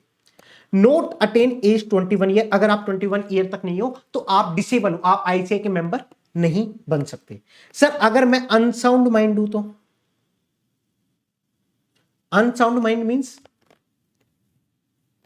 वही तो अनसाउंड माइंड हो तो, और कॉम्पिटेंट कोर्ट ने बोला है, सर मेरा दोस्त बोल रहा है तू पागल है, तो क्या मैं अनसाउंड माइंड? नहीं, आपको कॉम्पिटेंट कोर्ट ने बोला भैया अब आप अनसाउंड माइंड हो, तो ऐसे ही बोलेगा यार अब तू अनसाउंड माइंड हो गया ना, अब तू हमारा मेंबर नहीं बन सकता, अब तू डिसेबल हो गया, साफ साफ मना कर दिया, अब आप डिसेबल हो गए। या फिर आप अनडिस्चार्ज इंसॉल्वेंट। अनडिस्चार्ज इंसॉल्वेंट कैसी, मैं आपको बोलता हूं। सर मैं थोड़ा सा घर गृहस्थी वाला आदमी था, मैंने चार्टर्ड अकाउंटेंसी क्लियर करा, सीए का टैग लिया, बट मैं एग्रीकल्चर एक्टिविटी में भी इन्वॉल्व था।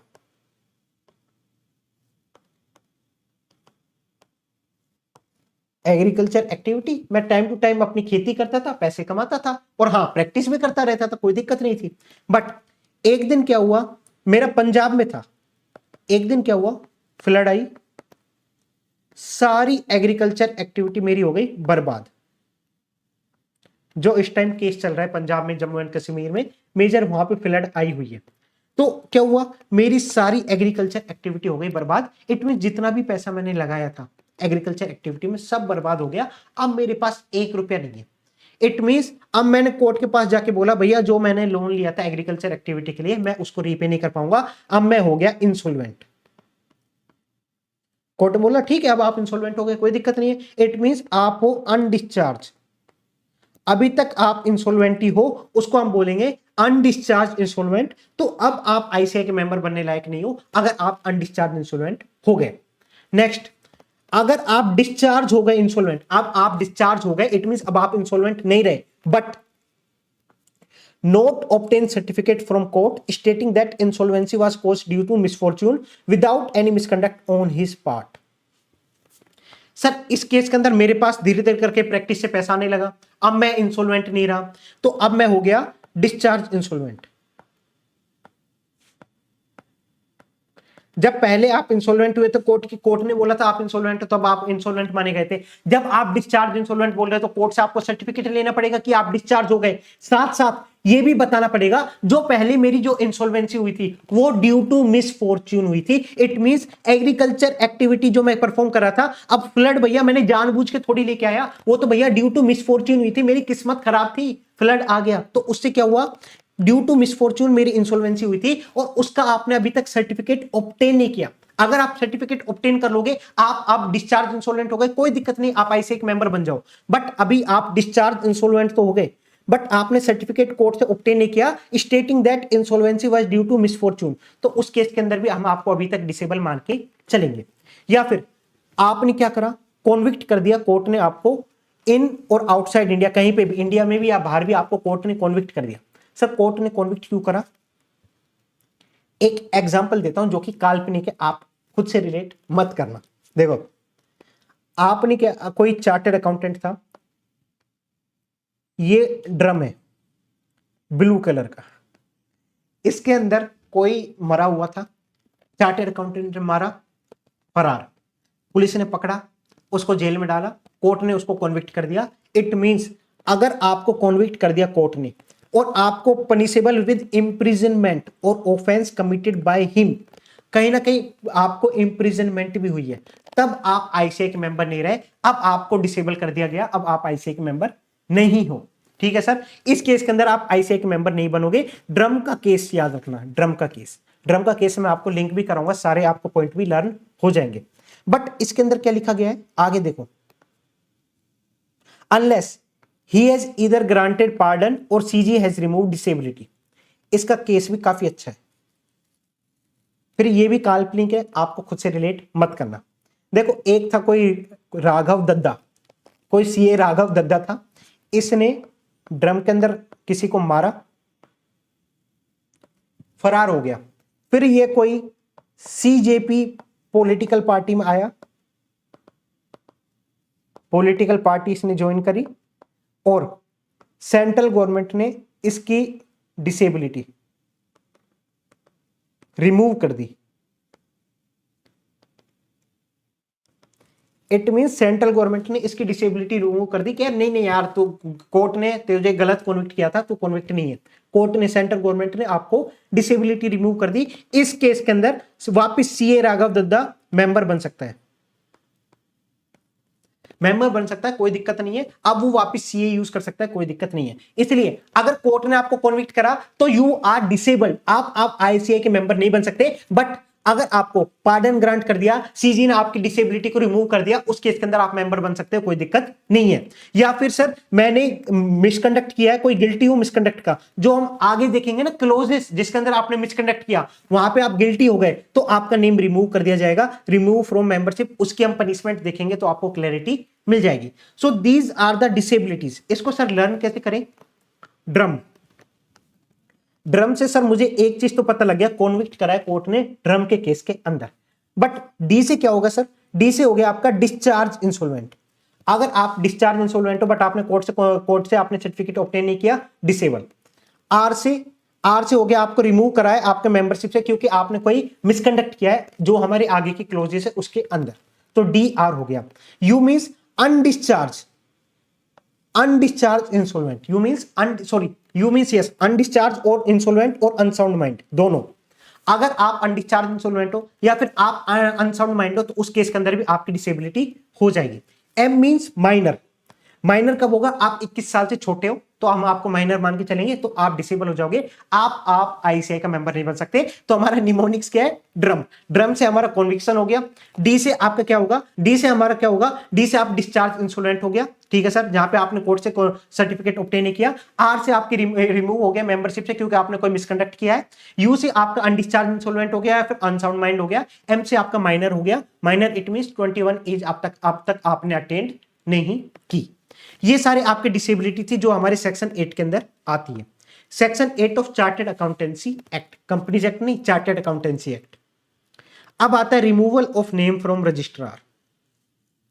सर जो रजिस्टर में मेरा नेम एंटर करके मुझे मेंबरशिप नंबर दिया गया था, वो नेम मेरा कब रिमूव कर सकते हैं? तो वहां पे आपको केस बताया गया, या तो आप ऊपर परलोक सुधार गए तो उस केस के अंदर अब तो आप मर गए यार, अब आपका मेंबरशिप नंबर का क्या करें? कैंसिल कर देते, आपका नेम मेंबरशिप से रिमूव कर दिया जाएगा। उस केस के अंदर अगर आप मर चुके हो तो आपका नेम मेंबरशिप से हटा दिया जाएगा। Second, from home request received for removal. आप खुद गए आईसीआई के पास, आप कोई बड़े आदमी बन गए, आप खुद गए आईसीआई के पास, आईसीआई पकड़ अपनी डिग्री, नहीं चाहिए, नहीं है जरूरत मुझे तेरी डिग्री की। आईसीआई बोले ज्यादा नखरे, चल नाम हटा इसका, तो आईसीआई आपका नेम हटा देगा।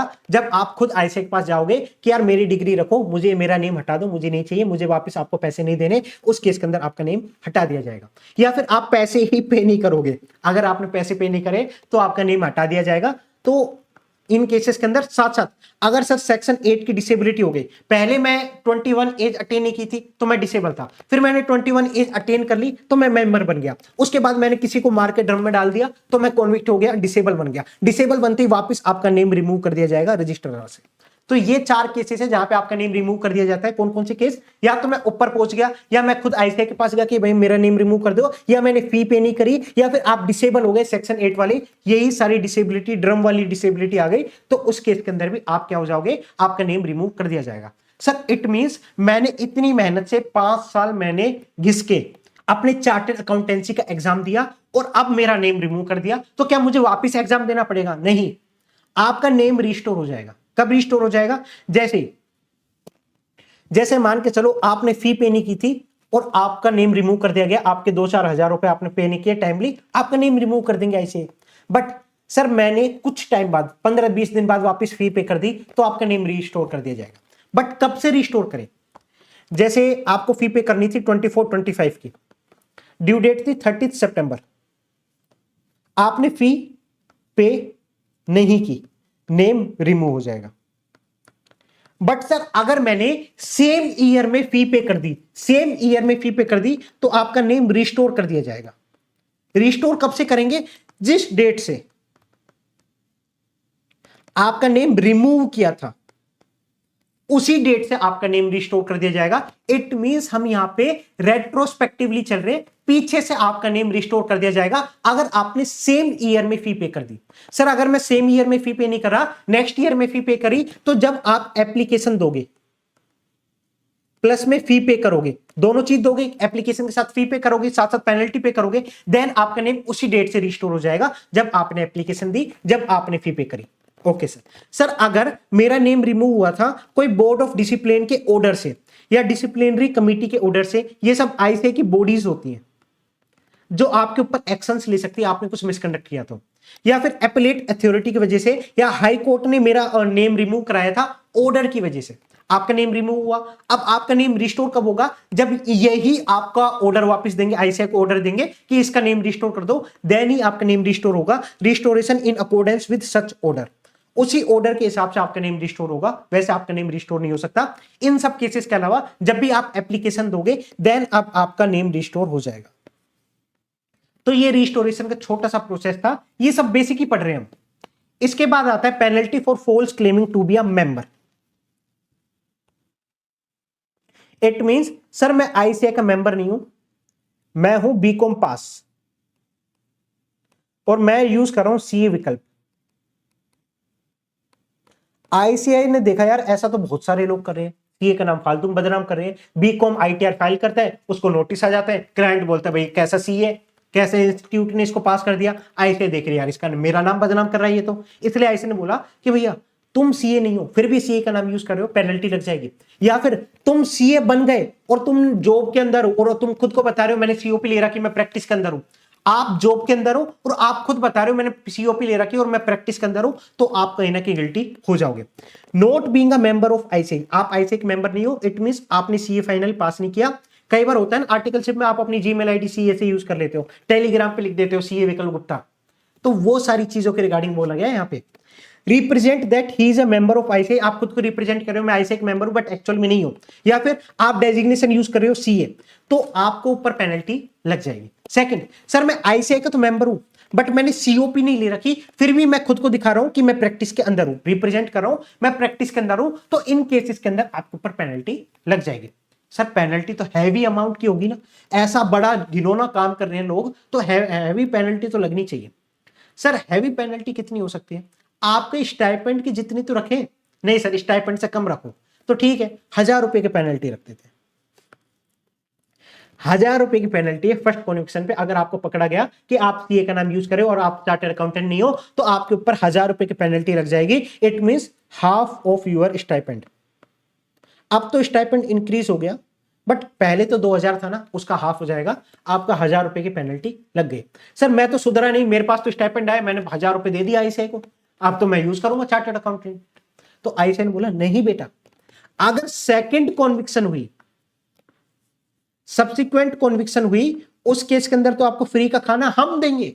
आईसीआई बोल रहे फ्री का खाना हम देंगे, इट मींस 6 महीने तक की आपको जेल हो सकती है, साथ साथ 5000 रुपए का जुर्माना लग सकता है।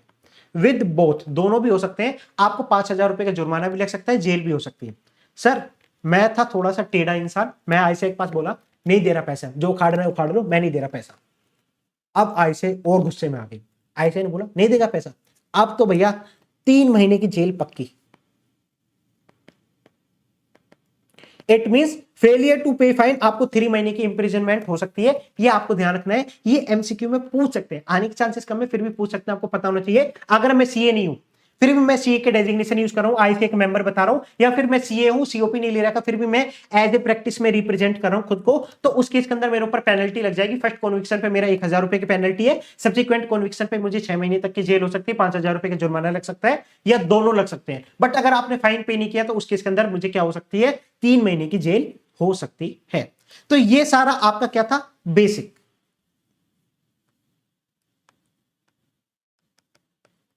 आपका जो पार्ट 1 था, हमने देखा था टोटल हम 4 पार्ट देखेंगे। बेसिक था, चार्टर्ड अकाउंटेंट प्रैक्टिस था, शेड्यूल्स थे, हमारे काउंसिल जनरल गाइडलाइंस हो गए, रिसेंट डिसीजंस हो गए, वो हमारे 4 पार्ट थे। हमने पार्ट 1 कंप्लीट कर लिया। पार्ट 1 बेसिक था, थोड़ा सा टाइम ज्यादा लग गया, अराउंड 1 आवर 30 मिनट्स तो लग गए, बट कोई नहीं, 1 आवर 30 मिनट्स तक हमारा पूरा लेक्चर कंप्लीट हो गया। फर्स्ट पार्ट हमने पूरा कंप्लीट कर लिया। अब ध्यान से मैं एक बार इसका वापस रिवीजन कराऊं, क्लास के अंदर मैं मल्टीपल रिवीजन करूंगा, आपको पता भी नहीं चलेगा, सारे एसेज आपको याद होते रहेंगे, प्रोफेशनल एथिक्स आपको याद होता रहेगा, क्योंकि क्लास के स्टार्टिंग में रिवीजन कराऊंगा, क्लास के एंड में जो हमने पढ़ा वो रिवीजन, क्लास के स्टार्टिंग में जो हमने पिछले डे पढ़ा था वो रिवीजन, दोनों रिवीजन होंगे, 10-10 मिनट के अंदर हो जाएगा, ज्यादा टाइम नहीं लगेगा, बट आपको कंटिन्यू वापस वो चीजें रिमाइंड होती रहेगी ना, तो आपको याद करने में इजी रहेगा, कॉन्सेप्चुअल क्लैरिटी भी मेंटेन रहेगी।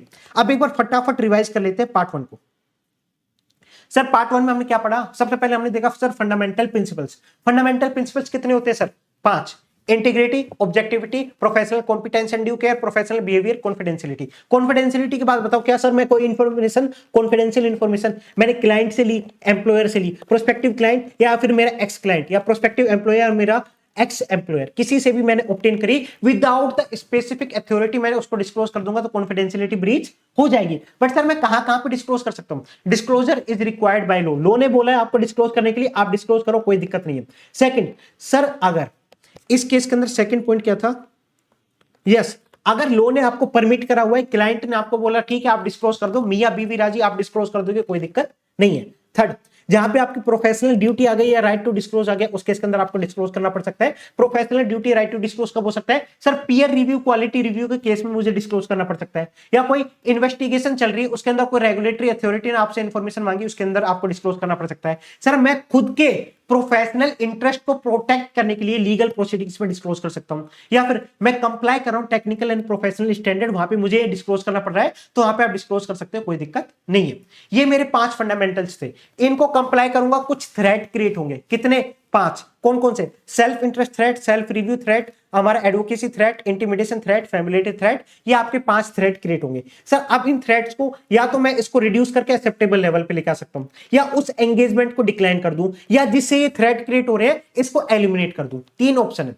सर अगर मुझे ये एक्सेप्टेबल लेवल तक लेके आने हैं, इन थ्रेट को मुझे रिड्यूस करके नीचे लेके आना है, तो मैं सेफगार्ड्स लगाऊंगा। कितने safeguards? Sir 5 safeguards. It means कौन कौन से सेफगार्ड्स? सर मैं एडिशनल टाइम और क्वालिफाइड पर्सनल को डिवोट करने की कोशिश करूंगा। सर उससे थ्रेट एलिमिनेट नहीं हो रहा, एक रिव्यूअर को बुला के लेके आऊंगा जो मेरे एंगेजमेंट टीम का पार्ट नहीं होगा, उससे रिव्यू करूंगा। सर इससे भी एलिमिनेट नहीं हो रहा, डिफरेंट पार्टनर को लेके आओ, उससे नॉन एश्योरेंस सर्विस को दो। सर इससे भी नहीं हो रहा, डिफरेंट फर्म को लेके आओ, पार्ट ऑफ एंगेजमेंट उससे परफॉर्म कराओ। सर इन सारी चीजों के केस में आपको सेपरेट करनी है टीम्स, और वहां पे जहां पे कॉन्फिडेंशियलिटी नेचर की बात हो वहां पे आप सेपरेट टीम करके चलोगे। तो आपने ध्यान से देखा, 5 फंडामेंटल, 5 थ्रेट, 5 सेफगार्ड्स। ठीक है सर।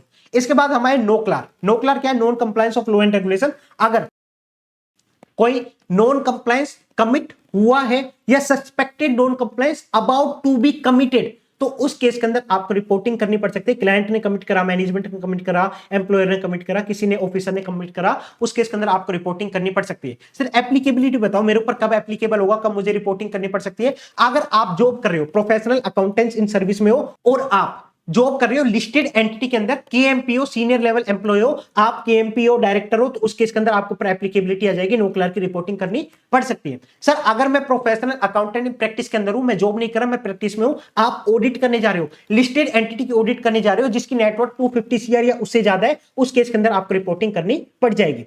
सर स्टेप्स क्या है, कैसे मुझे रिस्पॉन्ड करना है नोक्लार के रिस्पेक्ट में? तो सबसे पहले खुद अंडरस्टैंडिंग लो, भैया क्या नॉन कंप्लायंस थी, मैंने understanding Lee.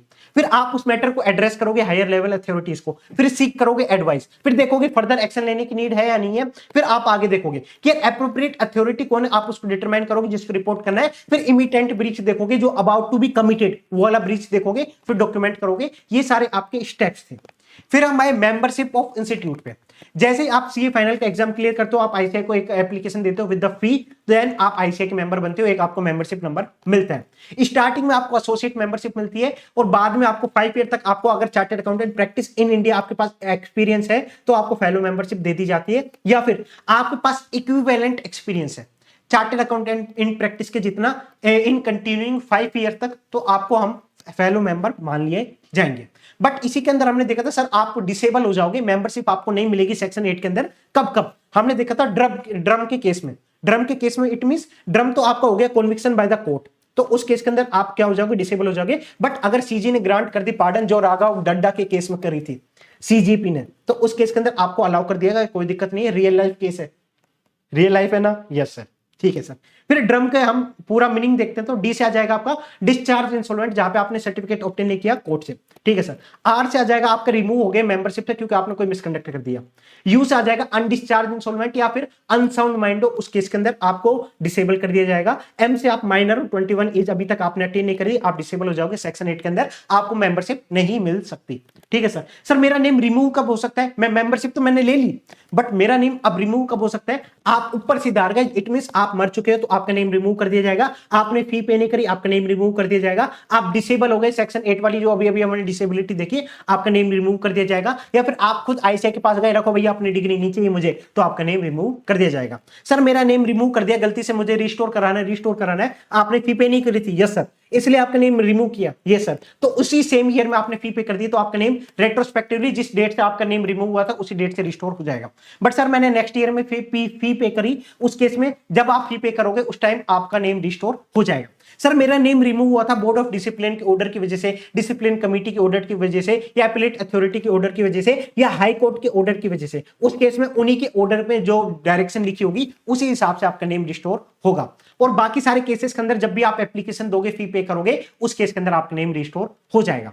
Sir penalty for false claiming to be a member, अगर मैं आईसीआई का मेंबर नहीं हूं फिर भी मैं आईसीआई का मेंबर रिप्रेजेंट कर रहा हूं, या फिर मैं सीए डेजिग्नेशन यूज कर रहा हूं, या फिर मैं मेंबर तो हूं आईसीआई का बट सीओपी नहीं ले रखी, फिर भी मैं रिप्रेजेंट कर रहा हूं, मैं एज ए प्रैक्टिस में हूं, उस केस के अंदर आपको फर्स्ट कॉन्विक्शन लगेगी बड़ी भारी अमाउंट की, कितनी सर 1000 रुपए की पेनल्टी लगेगी। सर सेकंड कॉन्विक्शन हुई, सब्सिक्वेंट कॉन्विक्शन हुई तो फ्री का मुफ्त खाना मिलेगा, 6 महीने तक का आपको खाना मिल सकता है, इट मीन 6 महीने तक की आपको जेल हो सकती है, 5000 रुपए तक का जुर्माना लग सकता है, दोनों हो सकती है। अगर सर मैं फाइन पे ना करूं तो उस केस के अंदर आपको 3 महीने की जेल हो सकती है। और ये 3 महीने की जेल जो मैं बता रहा हूं फाइन पे नहीं करने पर, ये एक्चुअल केस था, फाइन पे नहीं किया था, कोर्ट ने उसको 3 महीने की जेल दे दी थी इसलिए। तो आज का लेक्चर यहीं तक कंप्लीट करते हैं, हमारा डेमो लेक्चर भी था, आई होप आपको अच्छा लगा हुआ, अच्छा लगा है तो लिंक डिस्क्रिप्शन में, आप वहां से वेबसाइट से जाके कोर्स को परचेज कर सकते हो। So that's all in this lecture, आज का लेक्चर यहीं कंप्लीट करते हैं। So thank you guys.